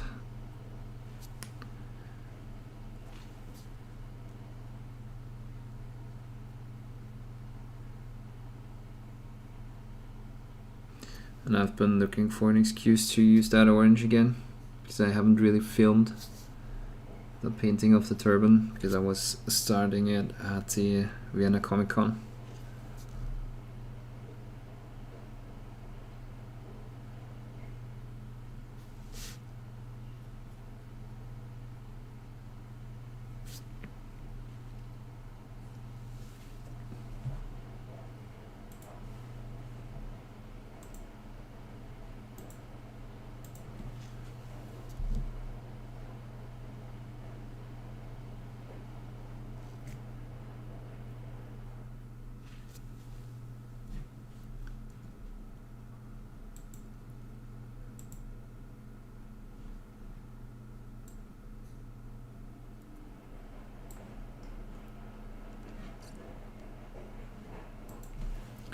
Okay, so far the later streaming time didn't really help the viewers. But maybe it's also that Monday might not be the best streaming day. We'll see. Asking if the color clashes on Noise Marines is like asking if too many skulls are on my Corn Berserker. Ah, that's true. I guess it works, huh? Especially in that context. I might want to use a different brush, maybe not the one that has the best tip. Maybe an old one.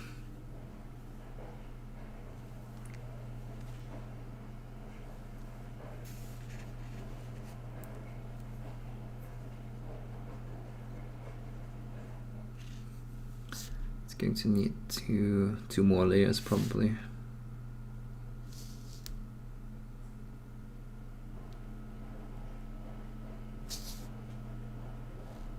So one thing I've found is that the Da Vinci brushes have the highest snap. I always thought it's not.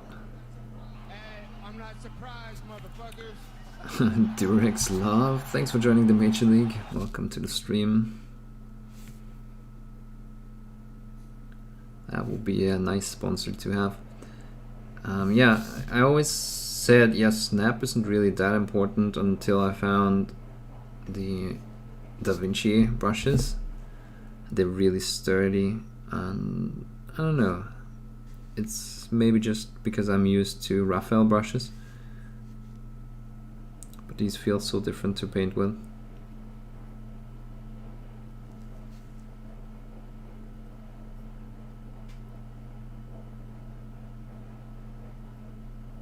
I guess I prefer a lowest snap, if that makes sense. That was the gist of what I was trying to say.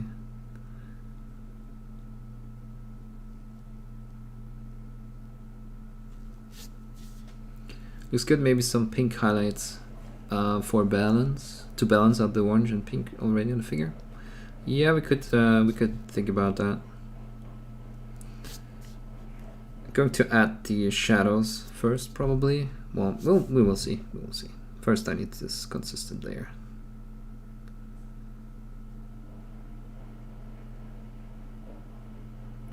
Which, like I said, is going to take a while.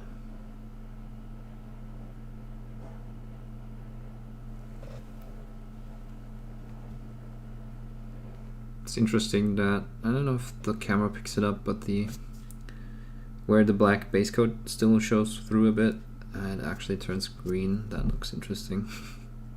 I guess we could add, yeah, different colors to the orange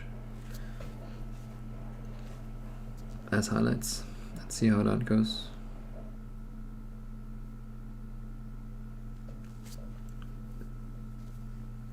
Too many skulls, heresy.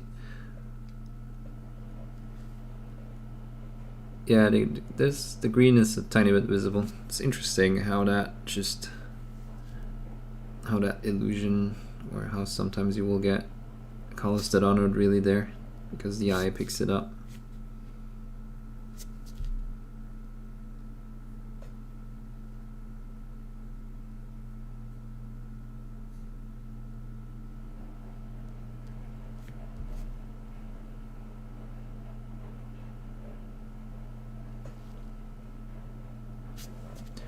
Don't want to hit too much of the white that is already painted.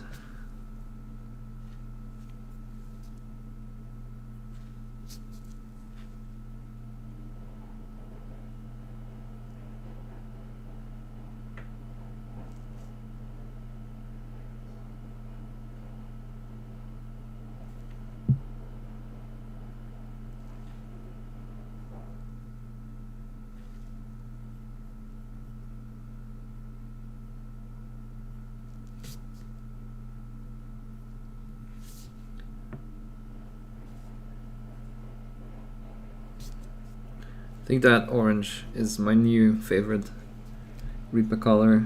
Sort of like sandalwood was my favorite color from Scale Color.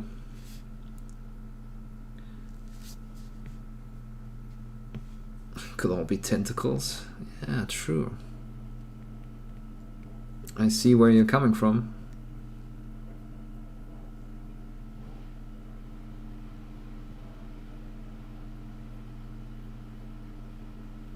Oh, I just realized my washing machine is always on in the background. Let me just close that door.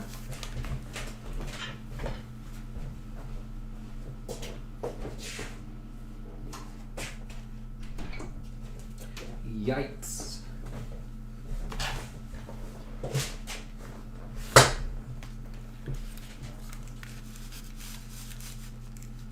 Kind of glad the frame dropping stopped as well that we had in the beginning.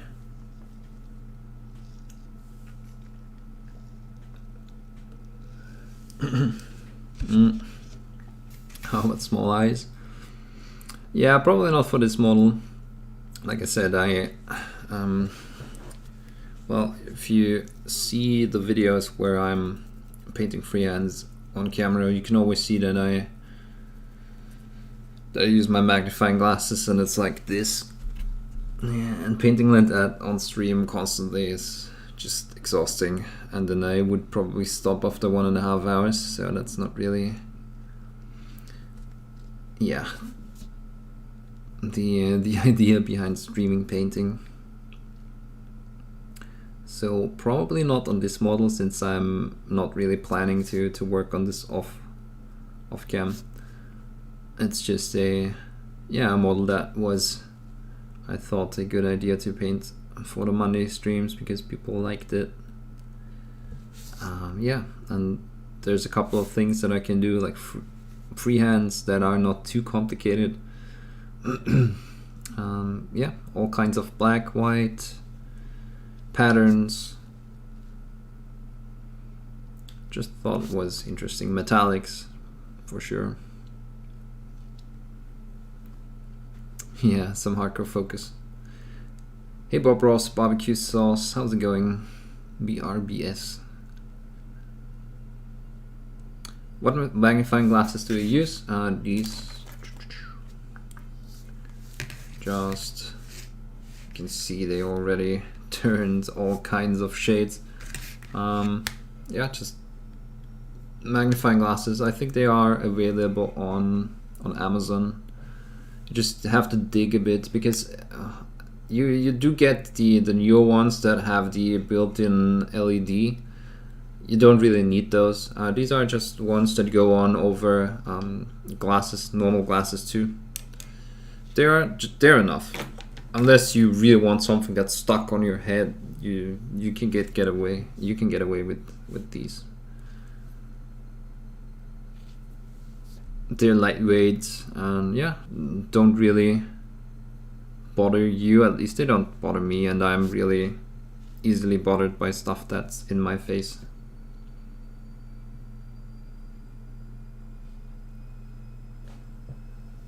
I like the airiness of those. I have the ones with the light on them. Yeah, exactly. That's, I mean, everything that's additionally there in front of your eyes kinda, at least for me, distracts me and puts me off, and I just, like you said, those are really light and not really a bother. Why is this not drying?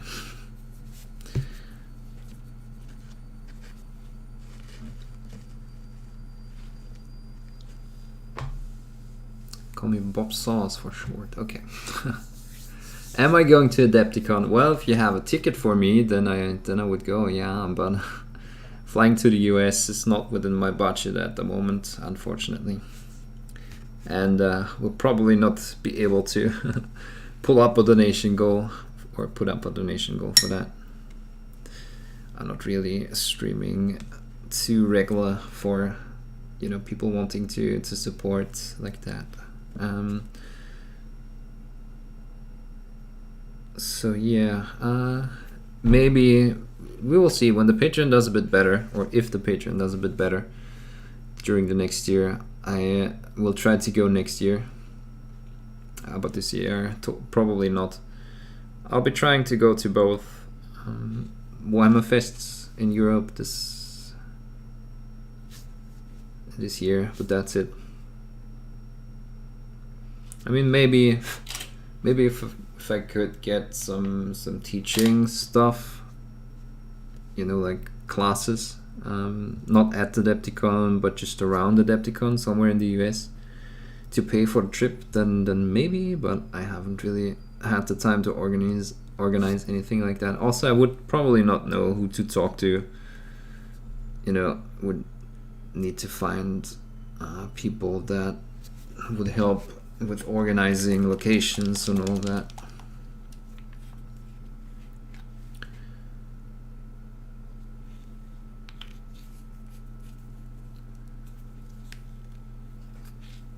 How goes the painting? Yeah, it has been fun so far.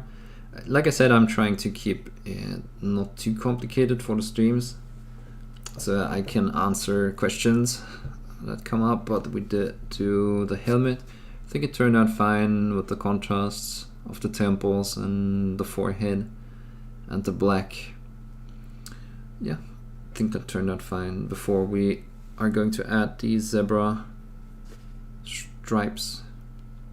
I think I might not go all the way down towards the front, but maybe just have the sides and running up into the base of the mohawk, have those patterns, and then leave most of that white so that the contrast shows better. But we'll see. We'll do the hair first, and then we're going to continue on these. Hey, dirty brushes. Why bother with those when you can just replace your eyeballs with mechanical augmentations? No brainer. Yeah, see, apparently my I don't know what it's called in English, the glass body in your eyes shrinks when you get older, and I think I had that happen over the last couple months.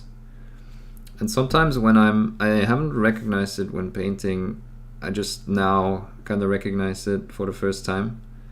When I'm looking at a light screen, I see these little dots that are there and that move with your eyesight. It's kind of annoying because, like I said, I just only earlier saw it like here. I guess it's also because I'm using a lighter background now and not the black anymore. So yeah, I hope that's not getting worse because that kind of sucks. I was at the doctor. I was having that checked, and she said, "Yeah, I can't really see anything, so nothing to worry. That's just, you know, as you get older, it happens sometimes." But it kind of sucks. Hope that's not getting worse. Do I paint full time? I'm trying to. I have a Patreon, but yeah, it's not really. I have 110 patrons at the moment, and I'm super glad about everyone that supports me. It's just, it's enough to not starve to death, but it's not really anywhere where I could say I can do this full time. So I do have a job, and I do some sculpting on the side. Well, obviously don't do that much at the moment because I'm trying to grow the Patreon. But yeah, I have my own range of busts for sale. If you type like ! Oh wait, no, not in that chat. But yeah, if you Google Mr. Lee's miniatures, then they are for sale there too. Yeah, and I do commission sculpting. Did a lot for Ouroboros miniatures. I was contacted by Hera Models, but we have not really finalized anything there yet. Yeah, so I do a lot of stuff. Not really. The painting it's mainly the painting videos for the Patreon that take most of the time at the moment. Yeah, I just need a lot more exposure for the Patreon, and I'm trying to be a bit different. Instead of just being a paint along, I'm always trying to. I'm also a teacher, so I try to tackle it from the approach to teach people. So we just started a series about my painting basics, and brush control videos, which basically is my forte.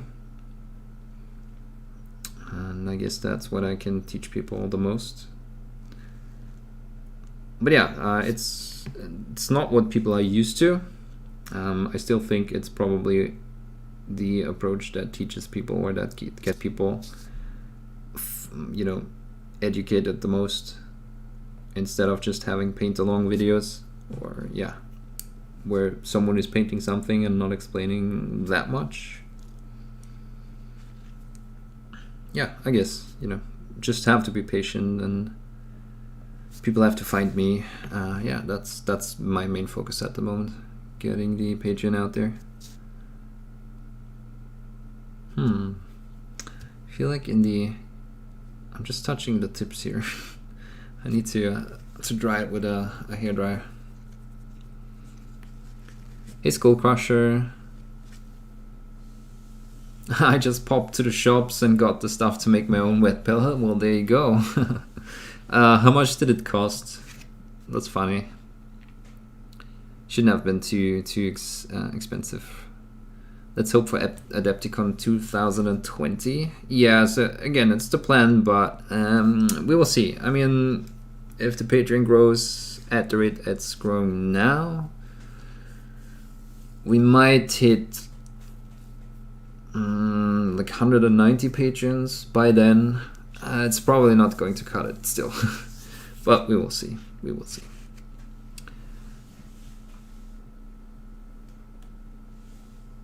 I have one of those dots, it's fucking annoying. Yeah. Oh my god, just got demonetized.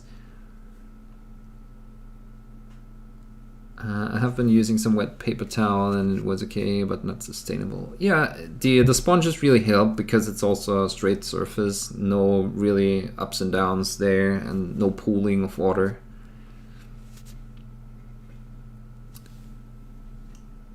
Getting old sucks.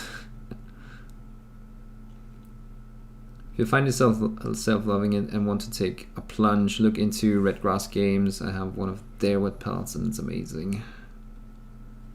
Yeah, exactly. If you want the paint to really stay wet, like for a week, then it's totally fine to use one of the commercially available ones. You don't really need them. It's not really you can do your own and it's going to be perfectly fine for 2 days if you have a lid for them. I never really had anything like that, you know, never had the wish to conserve my paints for that long. Still the best patron I've followed, thanks Magenta Mouse.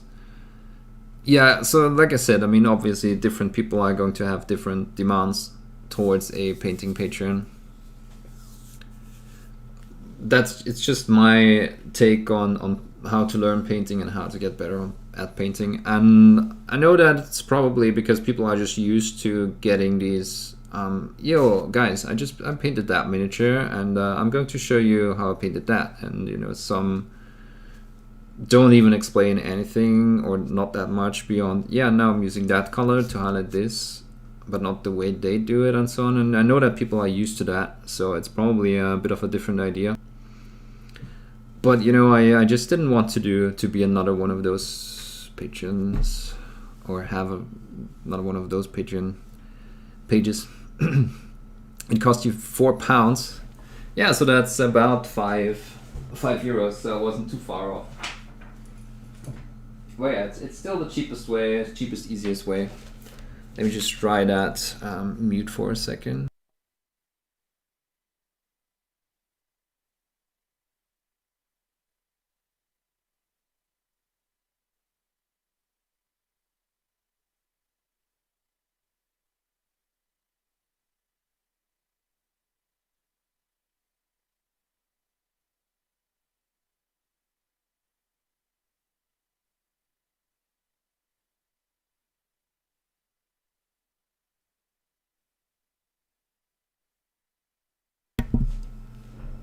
Did send some stuff flying.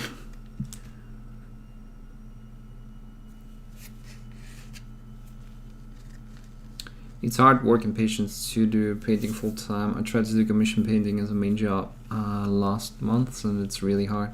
Yeah, so I totally couldn't do that, especially since I can't even paint the same model twice. So also you would have, I mean, personally I feel like you would probably have to do a lot with an airbrush there, and like I said, I don't really enjoy airbrushing all that much. Yeah, I could probably not do commission painting. I don't even do commission painting in, you know, higher quality, as in not for armies but single models, for display quality. I can't even do that because I want to paint what I feel is fun, and you know, I have occasionally done it when people came to me with a model that I found is fun to paint, that I would probably have not bought myself because it's too expensive or too big or whatever. But yeah, I could not make that a living.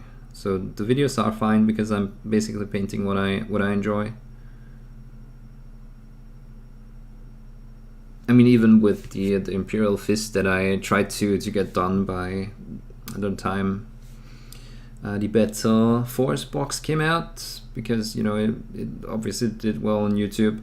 Could have done better. About 20k views for a video is probably should probably not be too sad about that. So, but yeah, even that one I ended up really enjoying because it taught me an interesting way to paint yellow. I usually just pick whatever and then try to learn something new again, because while I'm painting since a while, I still have a few areas that I have not really tried. I mean, for example, take the yellow. The last time I painted yellow was like 10 years ago, so I wanted to try and get an update on how to paint an interesting yellow. So I experimented a bit, and it was a learning experience for me, and it resulted in pretty good what's the word? Resources for painting yellow. And you can totally also try to vary that. You don't have to go as dark as I did here for the legs, for example. You can go a bit more subtle with the orange. And just adapt the color recipe. Also maybe just do edge highlighting. Yeah, so that was fun to do, and it, like I said, it also resulted in good resources. So that's what I'm trying to do. Both have fun and be useful to the patrons. Do you find it tough with lack of work or getting motivated? That's an interesting question. I also want to go into teaching painting. I used to teach school, but I would much rather do it in this hobby. Yeah, I mean, I am a high school teacher.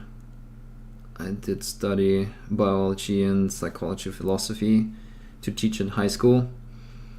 And the single one factor that makes it more interesting is that people actually want to learn something from you. And you can actually teach. Because when you're at school, a lot of the time you do try to keep, you know, you're basically managing a classroom and you're not teaching. Or, you are, but most of the time you're managing a classroom and only for a limited time you are teaching. And that, honestly, that sucks. Because there's 30 people there and only a fraction of them is actually interested in what you're having to say.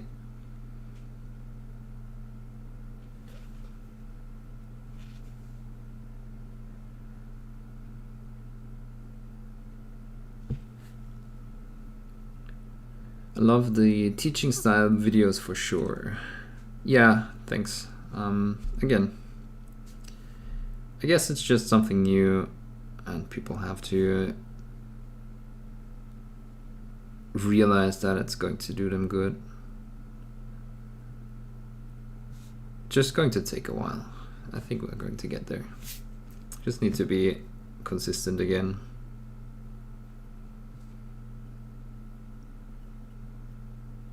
And I can always just dump the second job again when I'm able to.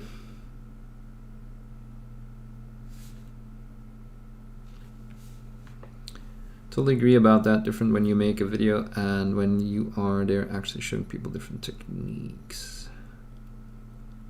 What do you think of the Sanguinius model? I will probably paint one. I'm probably going to paint the one that Maphus wants me to paint it, and he has been asking a while now to paint the Primarch for him. So yeah, we'll probably do that and do some Patreon videos about it. What do I think about it? I would not have gotten in for myself, I guess. It's a weird pose. I don't think it's that bad, but it's definitely a weird pose. Let's put it that way. Okay, let's check. It seems like that's a consistent base coat. Only took us like 20 minutes or even longer.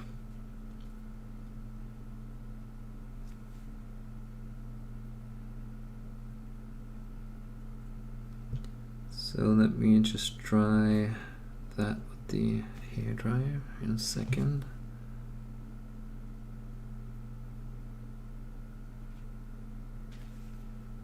Still some areas that didn't catch enough.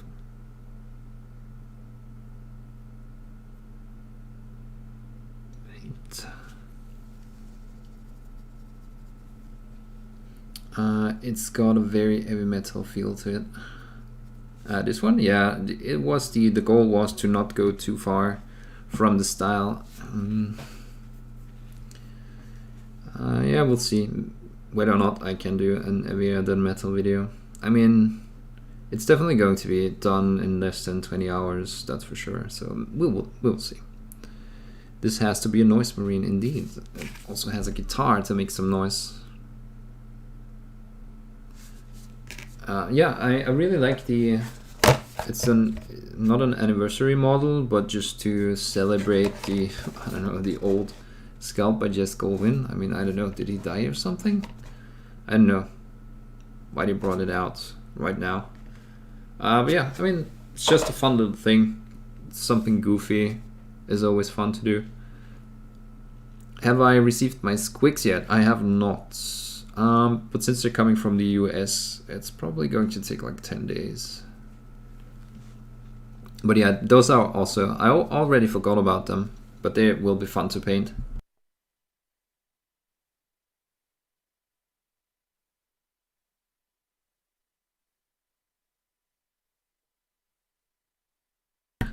He's still alive as far as I know. I was kidding. But good to know, Alright, so there's still some spots where you can see the base coat. That kind of sucks.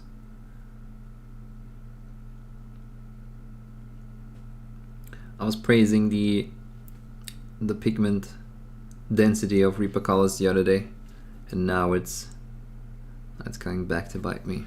Don't scare me like that. I need to check now. Yeah, please do, and let us know.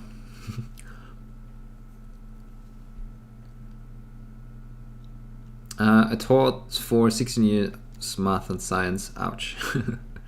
Wait, what country did you teach in?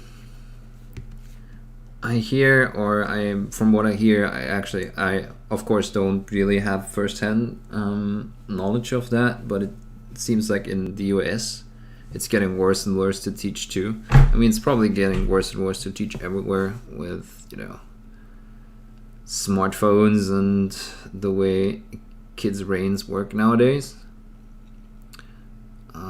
But over there it seems to be really bad too at the moment. USA, oh yeah, okay. Yeah.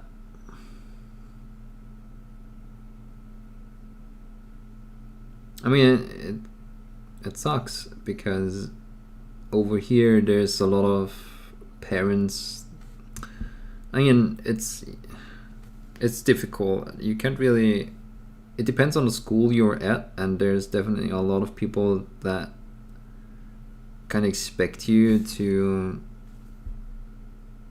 not to educate your kids, but to also kind of raise them in a way, because they're too busy working or don't actually care about raising them and showing them what is okay to do and how to behave and whatnot. So they expect the teacher to do that, and then you're in a classroom where they don't know how to behave, where like 25 kids don't know how to behave, and the few that do, they're kind of, I don't know, they won't learn anything because you're always busy trying to manage that classroom.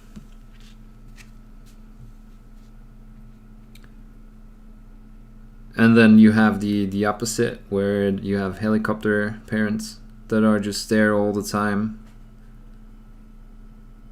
and that are telling you what is best for the kids, and I don't know. Okay, so I'm starting with just washing this and trying to get some darker paint into the recesses. I totally have to redo that white here. It's the exact colors that I used for the turban on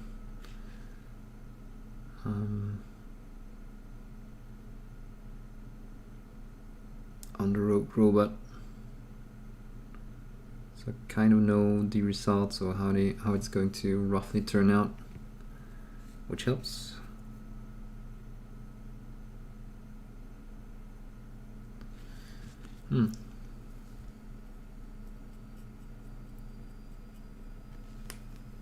Going to go over spills and all that again with the midtone.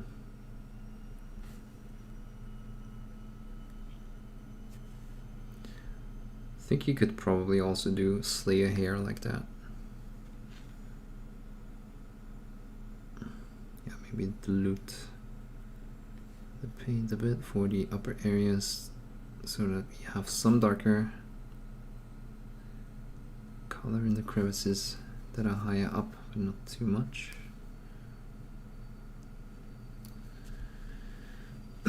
Hey Viking. Where am I from? I am from Austria.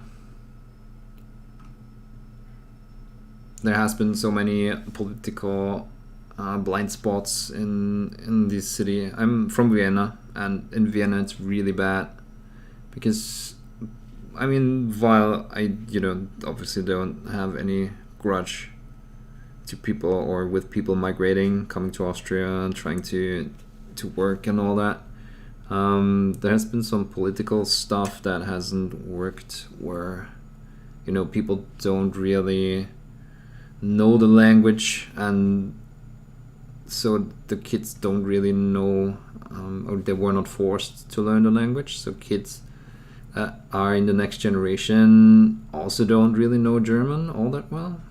That's the number one problem I feel like we have now.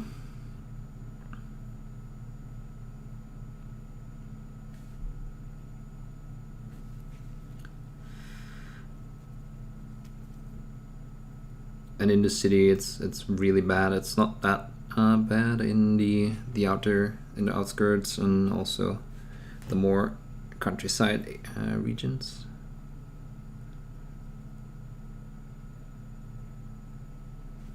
Well, it's pretty bad. You just described how it is here. I see. Yeah, it's. I mean, obviously, the same problems or it's similar problems everywhere, as at least in the developed countries. You probably are going to have similar problems. That's the parents' jobs. If they can't take the time to teach their kids to behave, how can anyone expect them? To teach. Expect a teacher to do that for 30 plus kids in less than a couple of hours a day. Exactly. Also, you need a school that has a consistent policy on that. And if the headmaster doesn't really have that, and I was teaching at a school where kids were allowed to do everything, so basically you are there confronted with their misbehavior and you can really punish them, punish. But I don't believe in punishment, but I do believe that there needs to be a certain line that cannot be crossed, and then you kind of have to feel a certain negative thing that's coming your way. Because why would you stop behaving like that? Because it's fun, as a kid to be a dick to your teachers. So yeah, there has to be a line that you are able to draw. And if your headmaster is not enforcing that, then you are there taking the blunt of it. Yeah. Wow, much fun. Totally useful. So yeah, if the school has a good policy as for that, then it can work, obviously. But if it's all on you and you're not really supported, then yeah, it's probably not going to go good.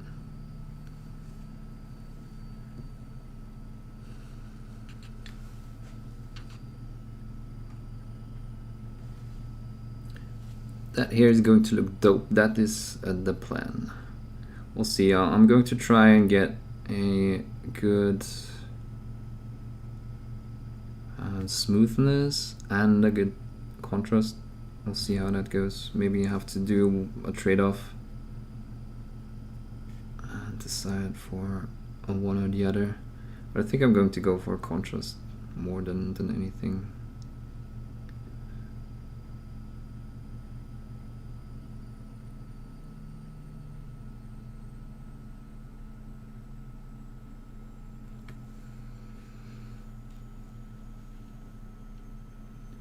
The UK is the same. In some cities there's second generation migrants who cannot speak English. Yeah, it's sad because these people cannot really take part in the communities they live in, so you're kind of cultivating secondary communities within your country, which also isn't really the greatest thing to have, where people don't feel like they belong in that country. And yeah, that's just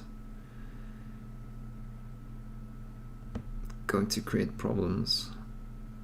And then if we as teachers cannot teach those kids values that we like them to have because they don't speak the language, then yeah, it's also so much that we can do. Only so much we can do.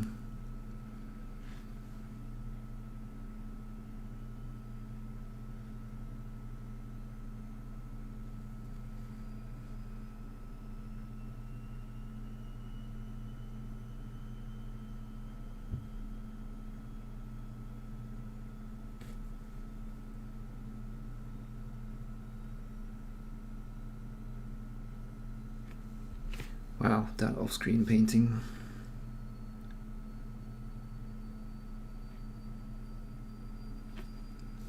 I saw a dude who was 18 years who couldn't read anything with the Latin alphabet. Yeah, it's sad.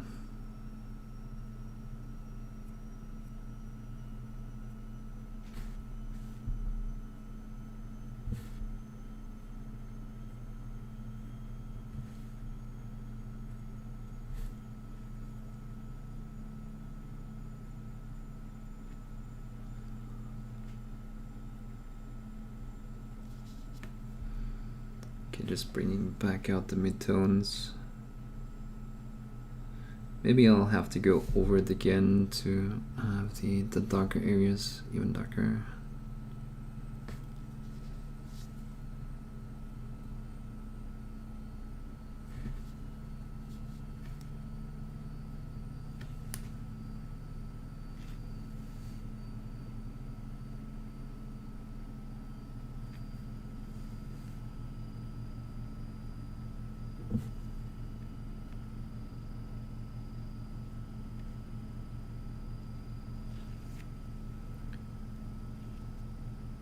How is my work going? You said you're busy but streamed.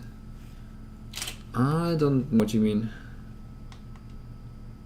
So wait, where's my button? So why I did stream twice last week was because it was going good on the videos. I made good progress on the videos, and I did stream, you know, after editing that. Usually when I'm done editing and all that, my girlfriend is coming home from her job and we spend time together. And last week she was on vacation, on skiing vacation, and I don't ski. I never really learned it, and also now my knees are not the best anymore after, you know, doing sports for 30 years. I don't want to start with something that is really demanding on knees, like skiing. So she went with her family, and yeah, so I had the evenings and nights to nerd out, and that's why streaming was possible twice last week. So the Monday streams are a fixed schedule, obviously. Now thinking about starting later, like I said, because I feel like the later I start, the better it is, the more people can tune in. But yeah, on top of that, whenever I have time, whenever I'm done with my videos, with the video stuff, and I'm not wasted because of work, yeah, then I will totally also do surprise streams. I mean, after all, it's fun and it's my hobby to do so. So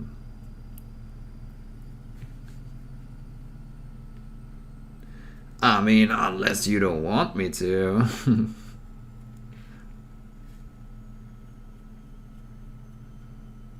But yeah, obviously Patreon has to go first because that's paying the bills and people are waiting for the content. So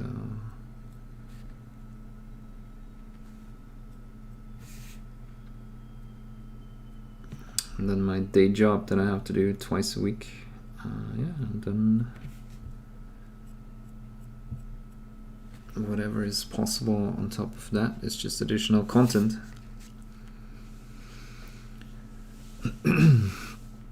You conform to their community. I live in Cali. Not sure what you mean. That's the exact reason I no longer teach administration. Doesn't back teachers. Oh, administration doesn't back teachers anymore. They just bow to the whims of the parents. Yeah, that's what I heard. And watch teachers to have pity for students when they don't behave, instead of making them stranger members of society that understand that chaos only leads to unpredictable lives. Yeah, I mean, like I said earlier, right? It's the kids, they don't really think about the future, so they will just do whatever they can in the moment, and where there's no border, no wall that they hit, then they will just keep going. Even though they are screwing up their own lives, because that's the way our society works. If you drop out of school, you're probably not going to get a job, and so on. Yeah, so that's our responsibility to do that, because they won't know what's good to do.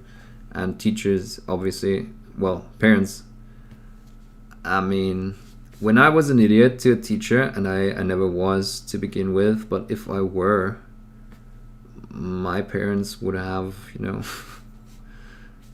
asked me whether or not I'm an idiot and that I should behave, and then, yeah, that's not how they raised me. Cujo, thanks. Is it already that long again? Why did that pop up twice? I'm back. Thanks for resubscribing, Cujo. Did it run out just now?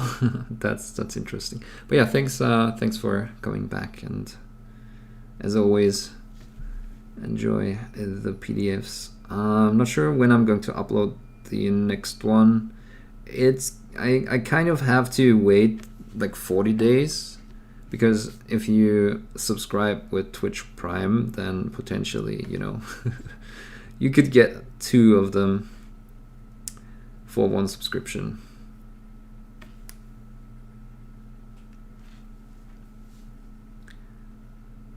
So yeah, while I definitely want the incentive for people to subscribe for that, it kind of feels like I'm shooting myself in the knee when I'm doing it like that, you know.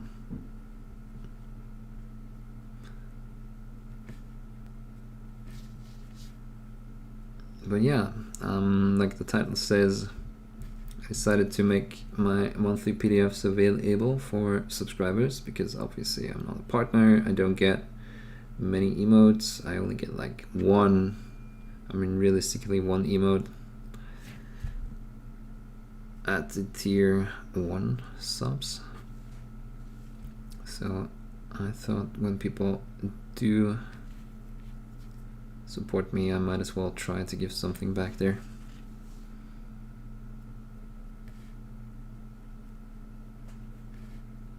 Obviously the Patreon has rewards, but Twitch subs that are subbing for affiliates, it's kind of hard to come up with something that, you know, will give back a bit. So that's my approach to that.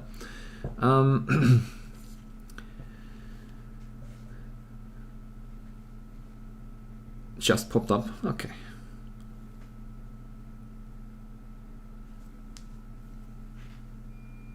Oh, let me just turn off the machine, or it's going to keep going. Be right back.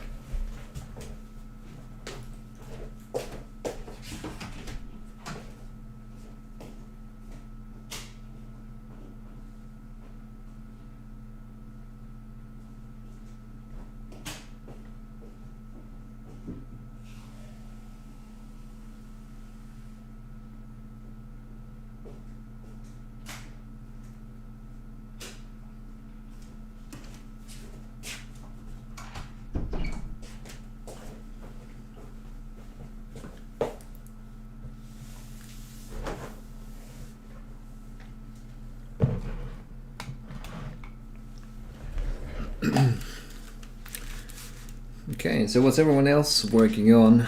Are you painting while you're watching?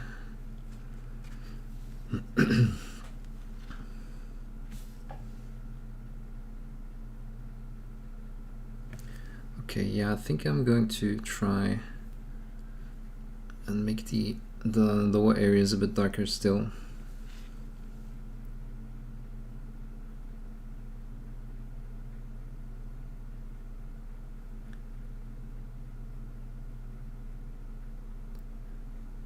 So that our contrast is a bit higher.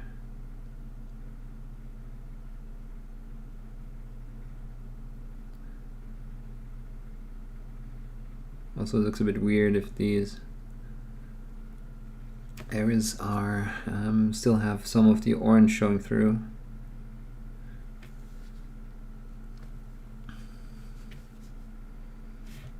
So if there's some orange coming from an area that should be dark, then that looks weird, obviously.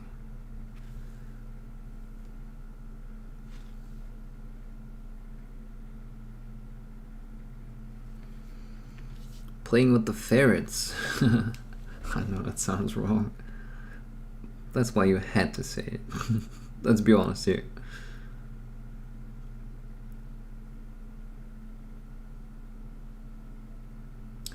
I'm totally imagining ferrets being super needy. I don't think I could have ferrets because of that.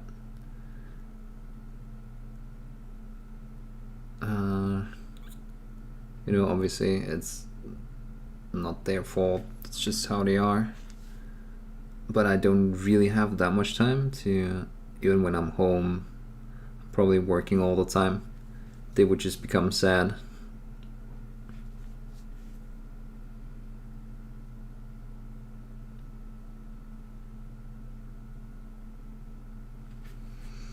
Off for dinner. Wait. I know you told me how to pronounce it. Is it Che? I think it is like that. Thanks for tuning in, and see you next time. Working on a Black Templar, by the way. I gotcha. It's true, they sleep about 18 hours a day, then play for about a couple hours, then back to sleep. It sounds worse like cats, or worse than cats. Almost finished my Goblin bust. Wait, who sculpted that one? I know that Ben Comments painted it sometime in the past, but I forgot who sculpted it. Or he did the box art or something like that. Wait, or was it... Wasn't that one available through Painting Buddha? So maybe Matti Sander?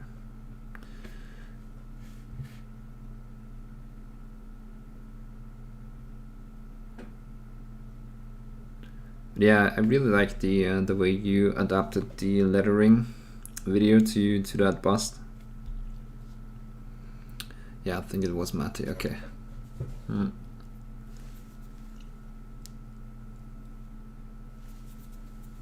Oh, I will catch up tomorrow while I walk the dogs. Gotcha. Thanks for tuning in, and see you next time.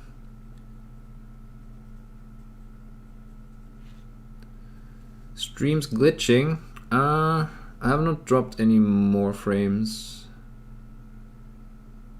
A bit. Yeah, that's the problem with, I think, Twitch is downscaling.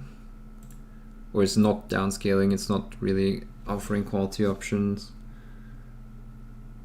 So sometimes my settings are too high for some connections.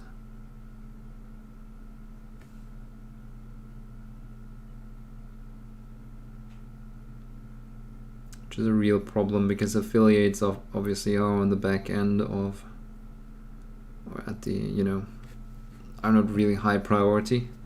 So we don't get quality options if there's too many partners on that get them. I definitely want more intensity.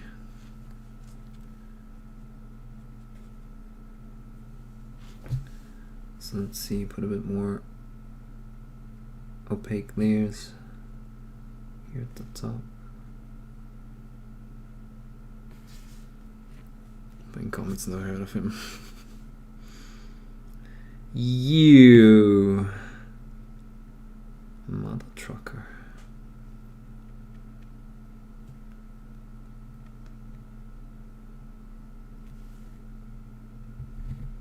So just using the broad side of the brush, making sure I'm not putting too much pressure on so that we don't get paint into the darker areas.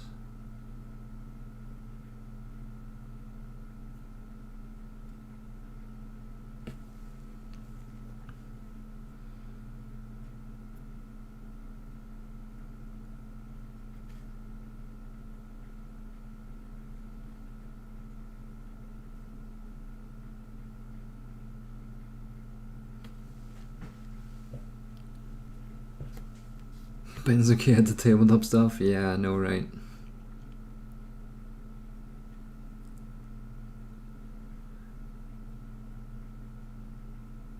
It's like if you want some really high contrast results, then he's the go-to guy.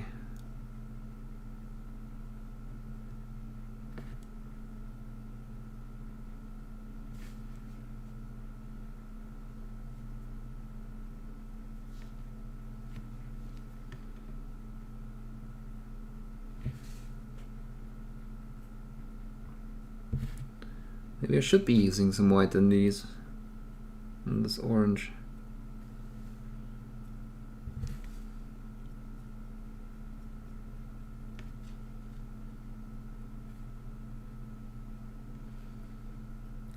I think I'm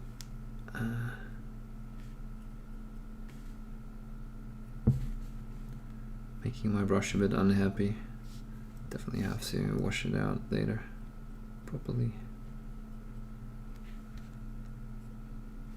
This is a bit more of a rougher way to paint.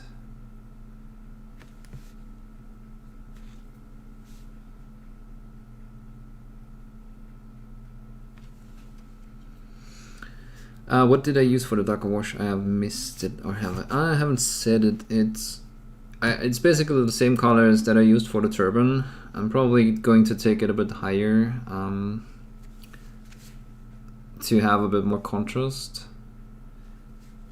But I did use the Deep Red by Reaper. It works really good with this orange.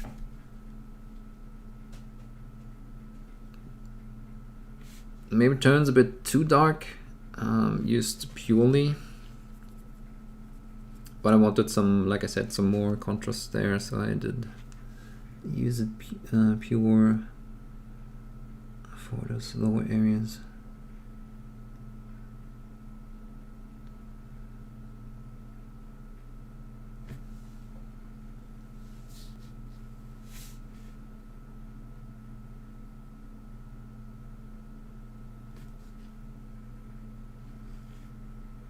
I just don't like this way of sculpting. I mean, I get why you would sculpt it that way, so that you can get a good volume of hair on the model, and that it looks so that it looks, you know, impressive and massive and all that. But it's just really hard to paint that, and you're always really tempted to use washes. But in the end, it doesn't look that good with washes, because the way the crevices are sculpted, you will have too much color collecting on the sides, and it's not really flowing in there. It's not like a V-shaped valley. It's more like that, and that kind of sucks.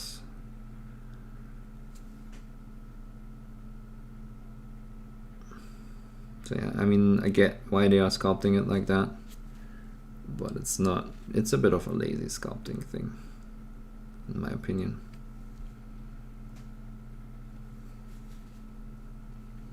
Hey Morph.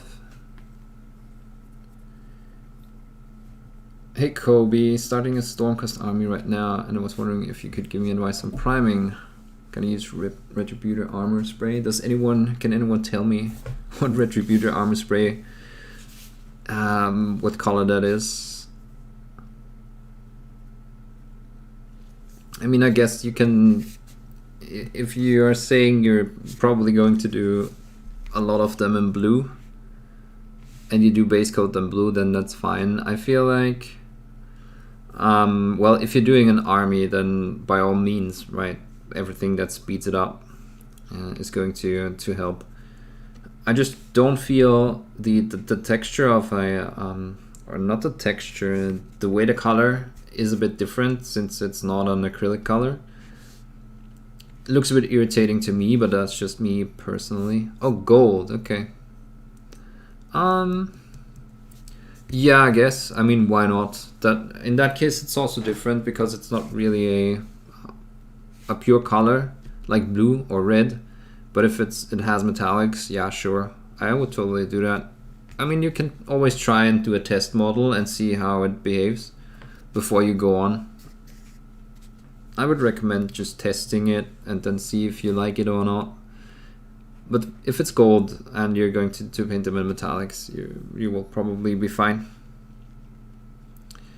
Hair can be tedious to paint, that is true. Yeah, it's gold. Sorry, I'm not really up to speed with all the products that Games Workshop has. Since while I'm using the colors, I don't really use any of the sprays and stuff like that. I'm just cheating a bit, and I'm going to shade the pink here with that orange, just to see how it looks.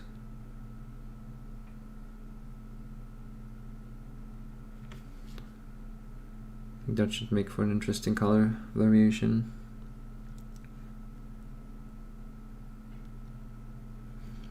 And should tie them all together a bit better. or tie the columns together. Just not to overdo it. Are you welcome, Kobe?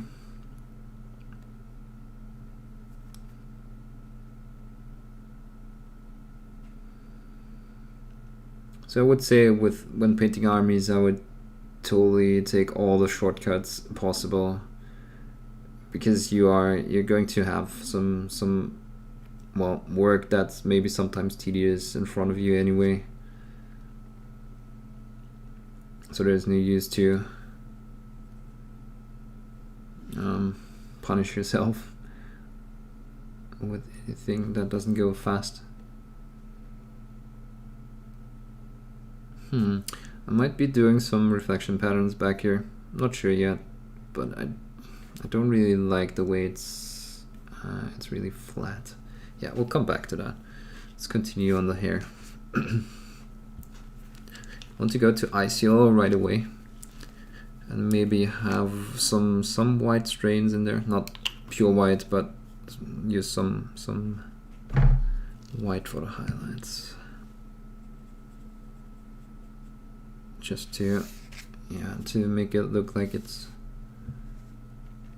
shiny hair, glossy hair. But we'll see. I want to try this first. If this is too desaturated, I'm probably going to run with white highlights. Additionally.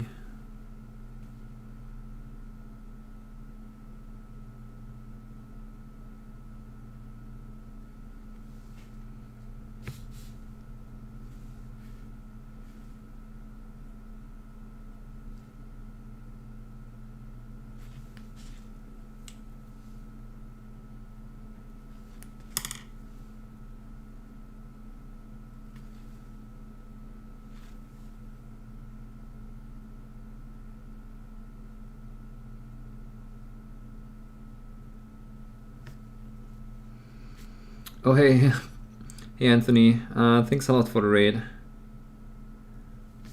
Oh, welcome guys. Still painting that noise marine and trying all the different, well, we were considering what to do with the hair.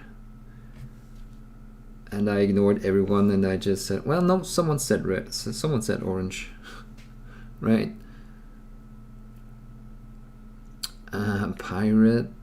Piratre Russit.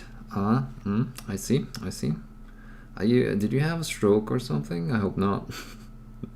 Or is it like, is there a baby sitting on your lap and you can't really type properly? Hey Jugati. But yeah, thanks for forwarding your viewers. What did you paint on stream this time? Or did you outsource the painting again? So Anthony is going to be on my podcast too, by the way, guys. He's going to be in the second iteration or second episode. So definitely go and check out my YouTube and follow my YouTube if you want to be up to speed to that. Probably going to record it sometimes during the next, I want to say 3 weeks, and then it's going to be up on YouTube next, or on a Friday. It's going to be fun. It's going to be very fun. But yeah, if you don't know Anthony Pirate Monkey Painting, then definitely give him a follow. He's a good painter, and he is mostly, or he thinks very similar when it comes to showcase painting and how to have fun with painting than me, or as me. So if that's someone you maybe want to watch.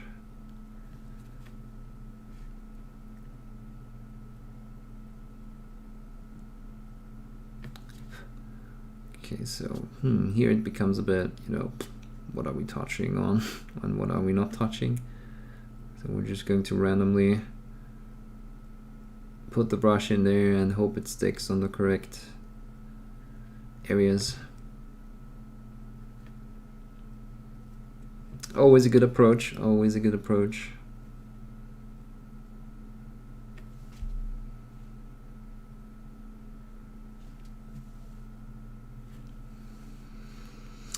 Quick, how do you type?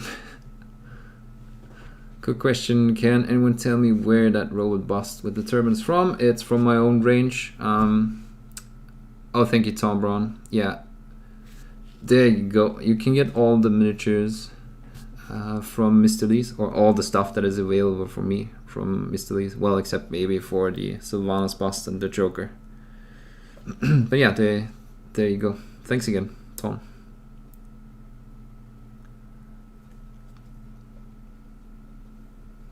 It's my own range of miniatures.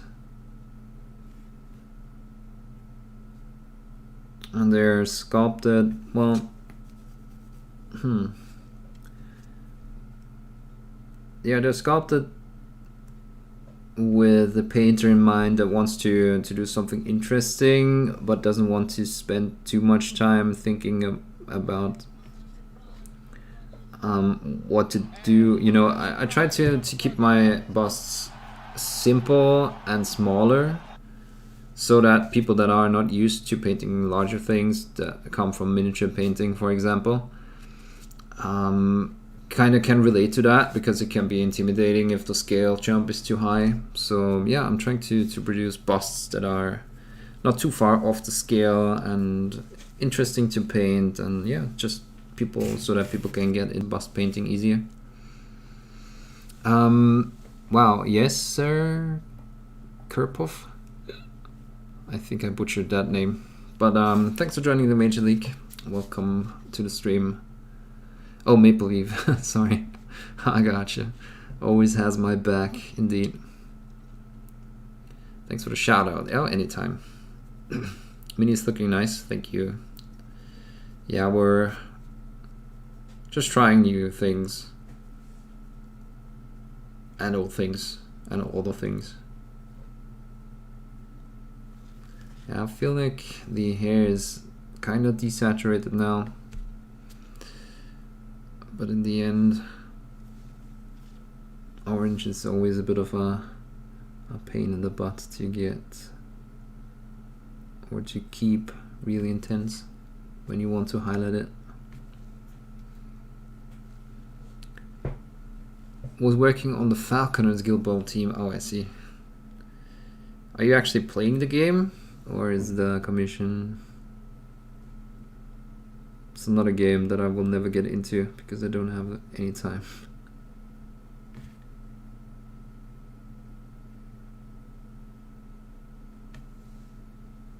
That almost goes white. It's not what I had planned. Maybe we can go over the orange later again. Just push it really high and then just have one or two layers, well, not one or two, but one layer of orange, and go back in there to bring out the saturation again.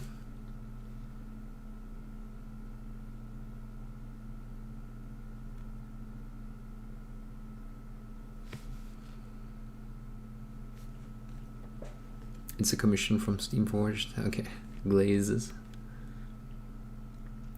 Wait, what did I say?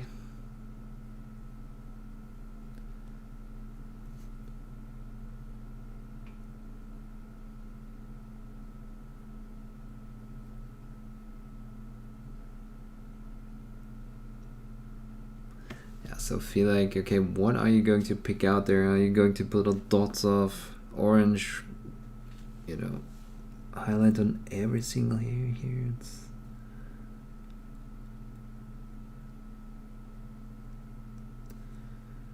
why can't you show me where to put the colors, sculptor, please?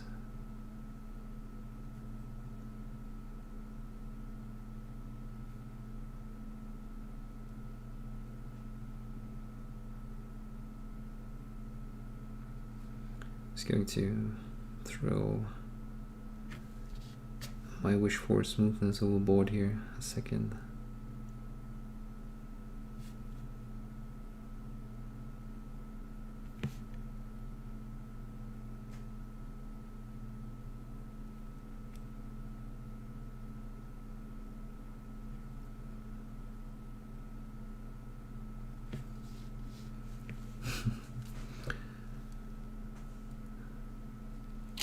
iterate and run. Yeah, I know the feeling. I mean, obviously, you don't have all time to spend in front of the mirror after the mirror, the monitor after you just streamed like 4 hours, I think, huh?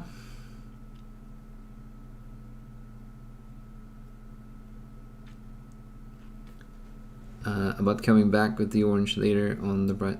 Oh, okay. I see. Yarp. See you later. Thanks again for the raid.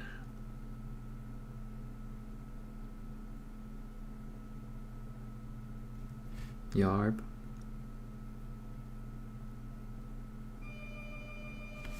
Okay, who's that? So someone's at the door. If I'm not back in 3 minutes, someone call the police.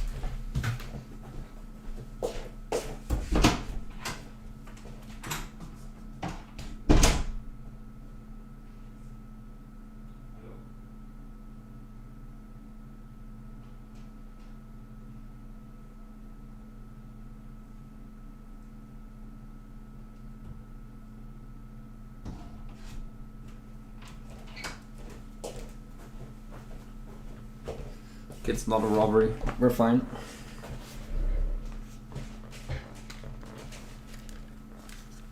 Might be the police. The glazing police.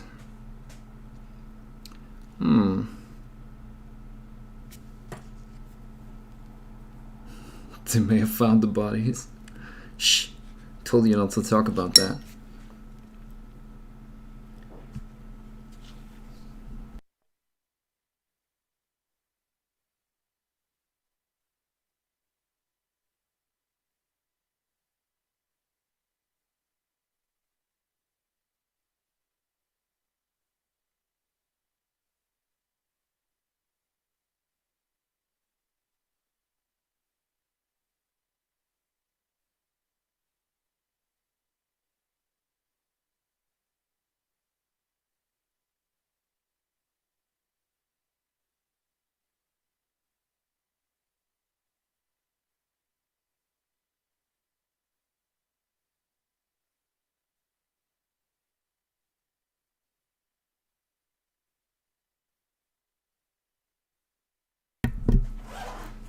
Right, so let's see.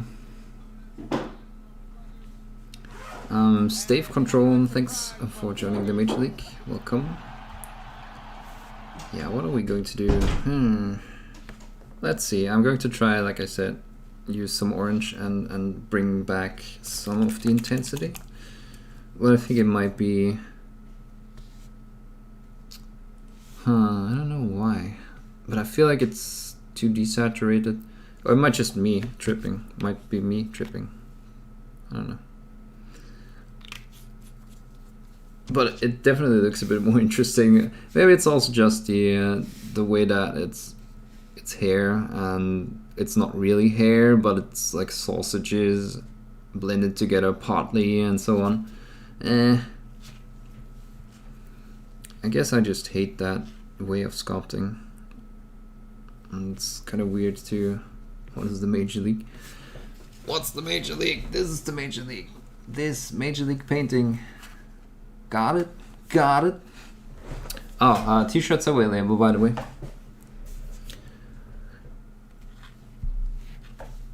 That is, you know, the usual pop-up that we have on screen. But, I mean, it's like... people that have a large community like Flickster, where they would actually have a good way to call that community that was more natural, but they are not using it. I don't know, I had to come up with a bit of a community name. So it was a while back when I was designing those t-shirts, and then some people said, yeah, you could call your community that. So yeah, that's what we ran with. Make of it what you want. Guess it's a fun little meme. But since I was screwing around with my alerts, it's it's not showing the right pop-up at the moment, and I didn't have the time to fix it. So we'll try to bring that back out again. Where could I get a t-shirt like that? I think there's even a command. Teespring?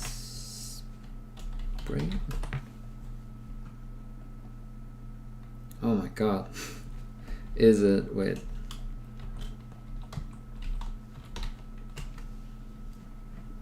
Interesting. Doesn't really show. Let me just copy paste.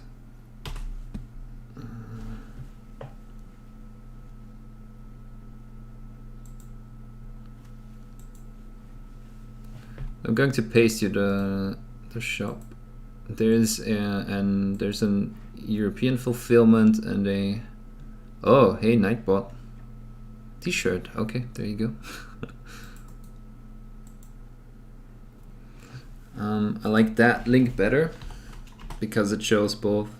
I need to adjust that. It shows both the European fulfillment and the US fulfillment. Obviously, I tried to have two fulfillments so that the shipping costs get reduced for people that are living overseas and all that.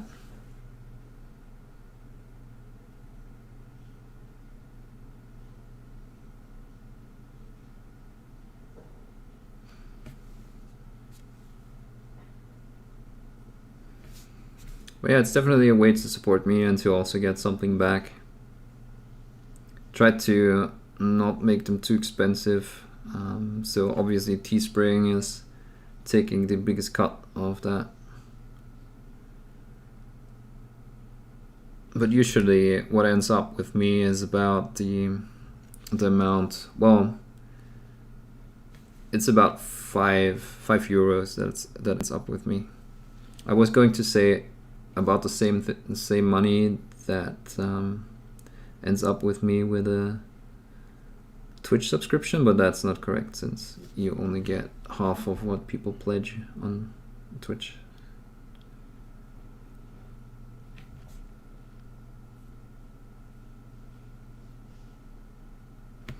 Okay, I think that works a bit better.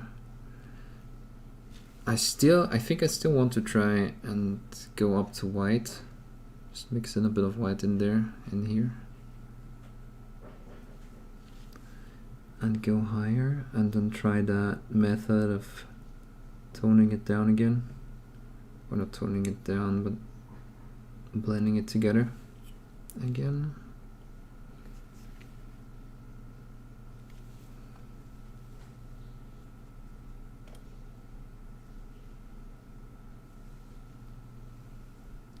You only get half? Yeah, with Twitch you do.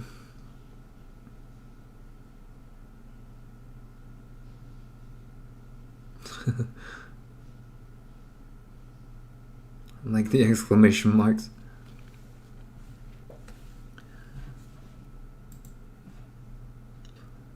Oh, Chris, thanks a lot. I don't know what 50 Swedish kroner are or how much that is in euros, but thanks a lot for the support. I really appreciate it. Unfortunately, for some reason, when you add like nothing or just emotes to the super chats, they don't really show up on my end. But thank you. Sorry, I didn't mean to ignore that. So thanks a lot. I really appreciate the support. I also don't take it for granted since I can really only stream once per week. So thank you for that. And yeah, every single bit totally helps because, like I said, the goal is still to quit the job that I had to take again and have more time for content creation. So yeah, thanks for putting me closer to that goal.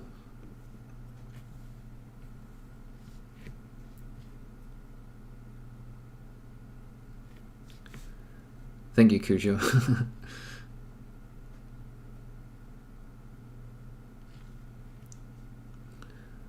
I wonder if there is any way to feed that into the alerts so that even with no message added, it still shows up. It's kind of weird that it doesn't. That's how it activated.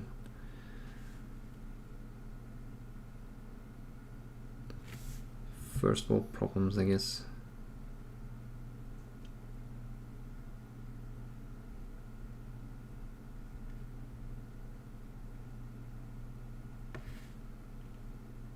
Right, so I'm picking out some sausages here.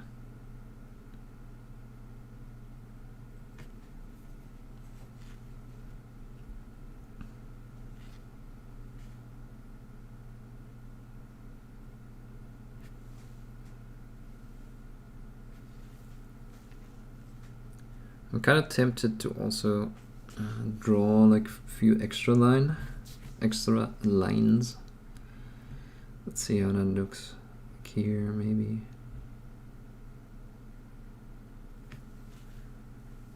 Just so that it looks a bit more like hair and not, like I said, sausages. I think it works good here. Question is, where are we going to add the other ones?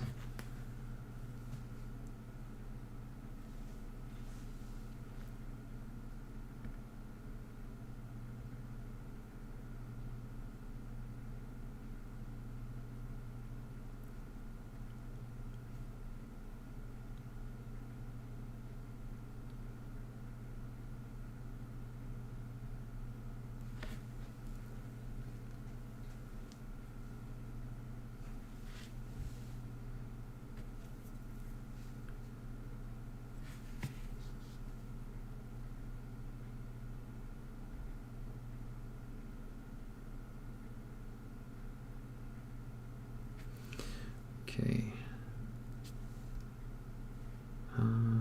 Where's another? Well, I guess this hair can get picked out.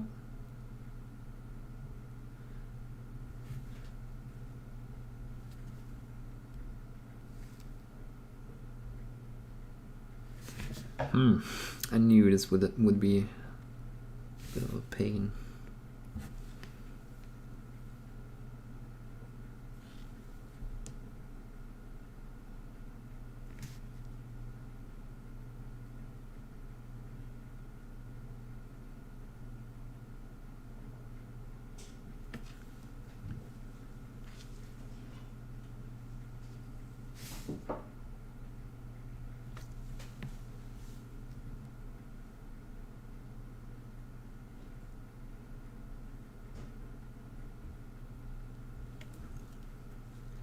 Right, I'm getting kind of hungry here. Always feels like when streaming and painting, you're burning so many more calories.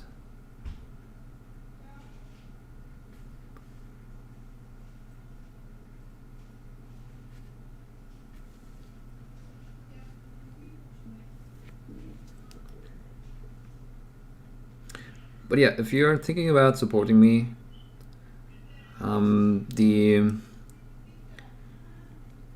the best way is probably to join the Patreon at $1. You know, that is the cheapest way, quote unquote, to support. And you do get access to the Discord server that way. And yeah, you can always upload, for example, your work in progress pictures there and get some feedback by the community and by me. I always try to give feedback on the same day when people upload it, so that it's actually useful, like when someone is stuck and they want a second opinion to continue, then yeah, I think that's a good feature. And then obviously there's the community there to talk to. It's also available to Twitch subs, by the way, just saying. So if someone subscribed today that isn't on the server yet, then definitely go check that out.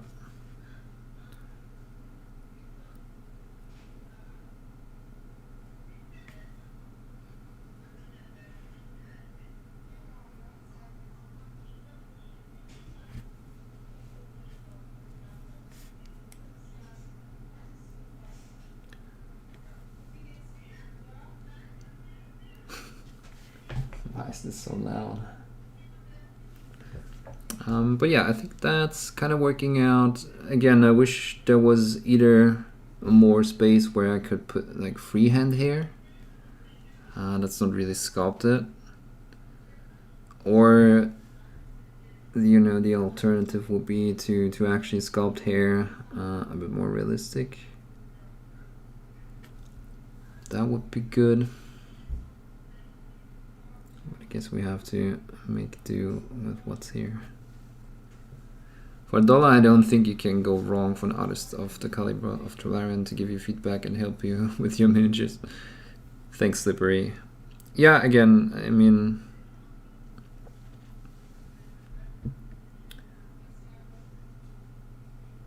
it's always good to get second opinions, you know, when you're stuck or even on stuff that you think is finished, but you maybe don't quite like yet. And then someone else looking at it and giving you a second perspective or a different perspective. Chris X2, thanks for joining the Major League. Welcome to the stream.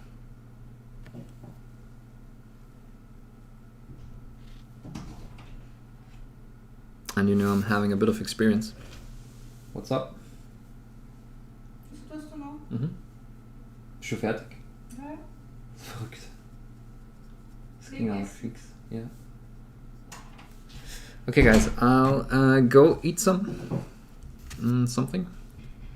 Thanks for keeping me company. We did get quite far. A bit undecided on what we're going to do with the rest of the hair. Not really where I want it to be, but I'll try to get a few more lines into the in-between areas, so that it feels a bit more like strands of hair and light catching on there. I think it looks good, like here already and here. So yeah, again, thanks for watching. Don't forget to follow. Don't forget to subscribe on YouTube. Yeah, bigger numbers always better. Both is free, obviously, and doesn't cost anything. If you want to support, again, go check out my Patreon. There's links below the stream. Lots of stuff, lots of resources, but yeah, just watching the videos is also supporting, of course. Thanks Chris and Ian for the super chats. Thanks Cujo for subscribing. I don't think anyone else did. I'm not missing anyone. And yeah, I'll be back next week, unless there's an occasion where I can just stream randomly. But yeah, see you next week, guys, and thanks for all the support and all the chats, and yeah, really appreciate it, and it was fun. See you next time, guys.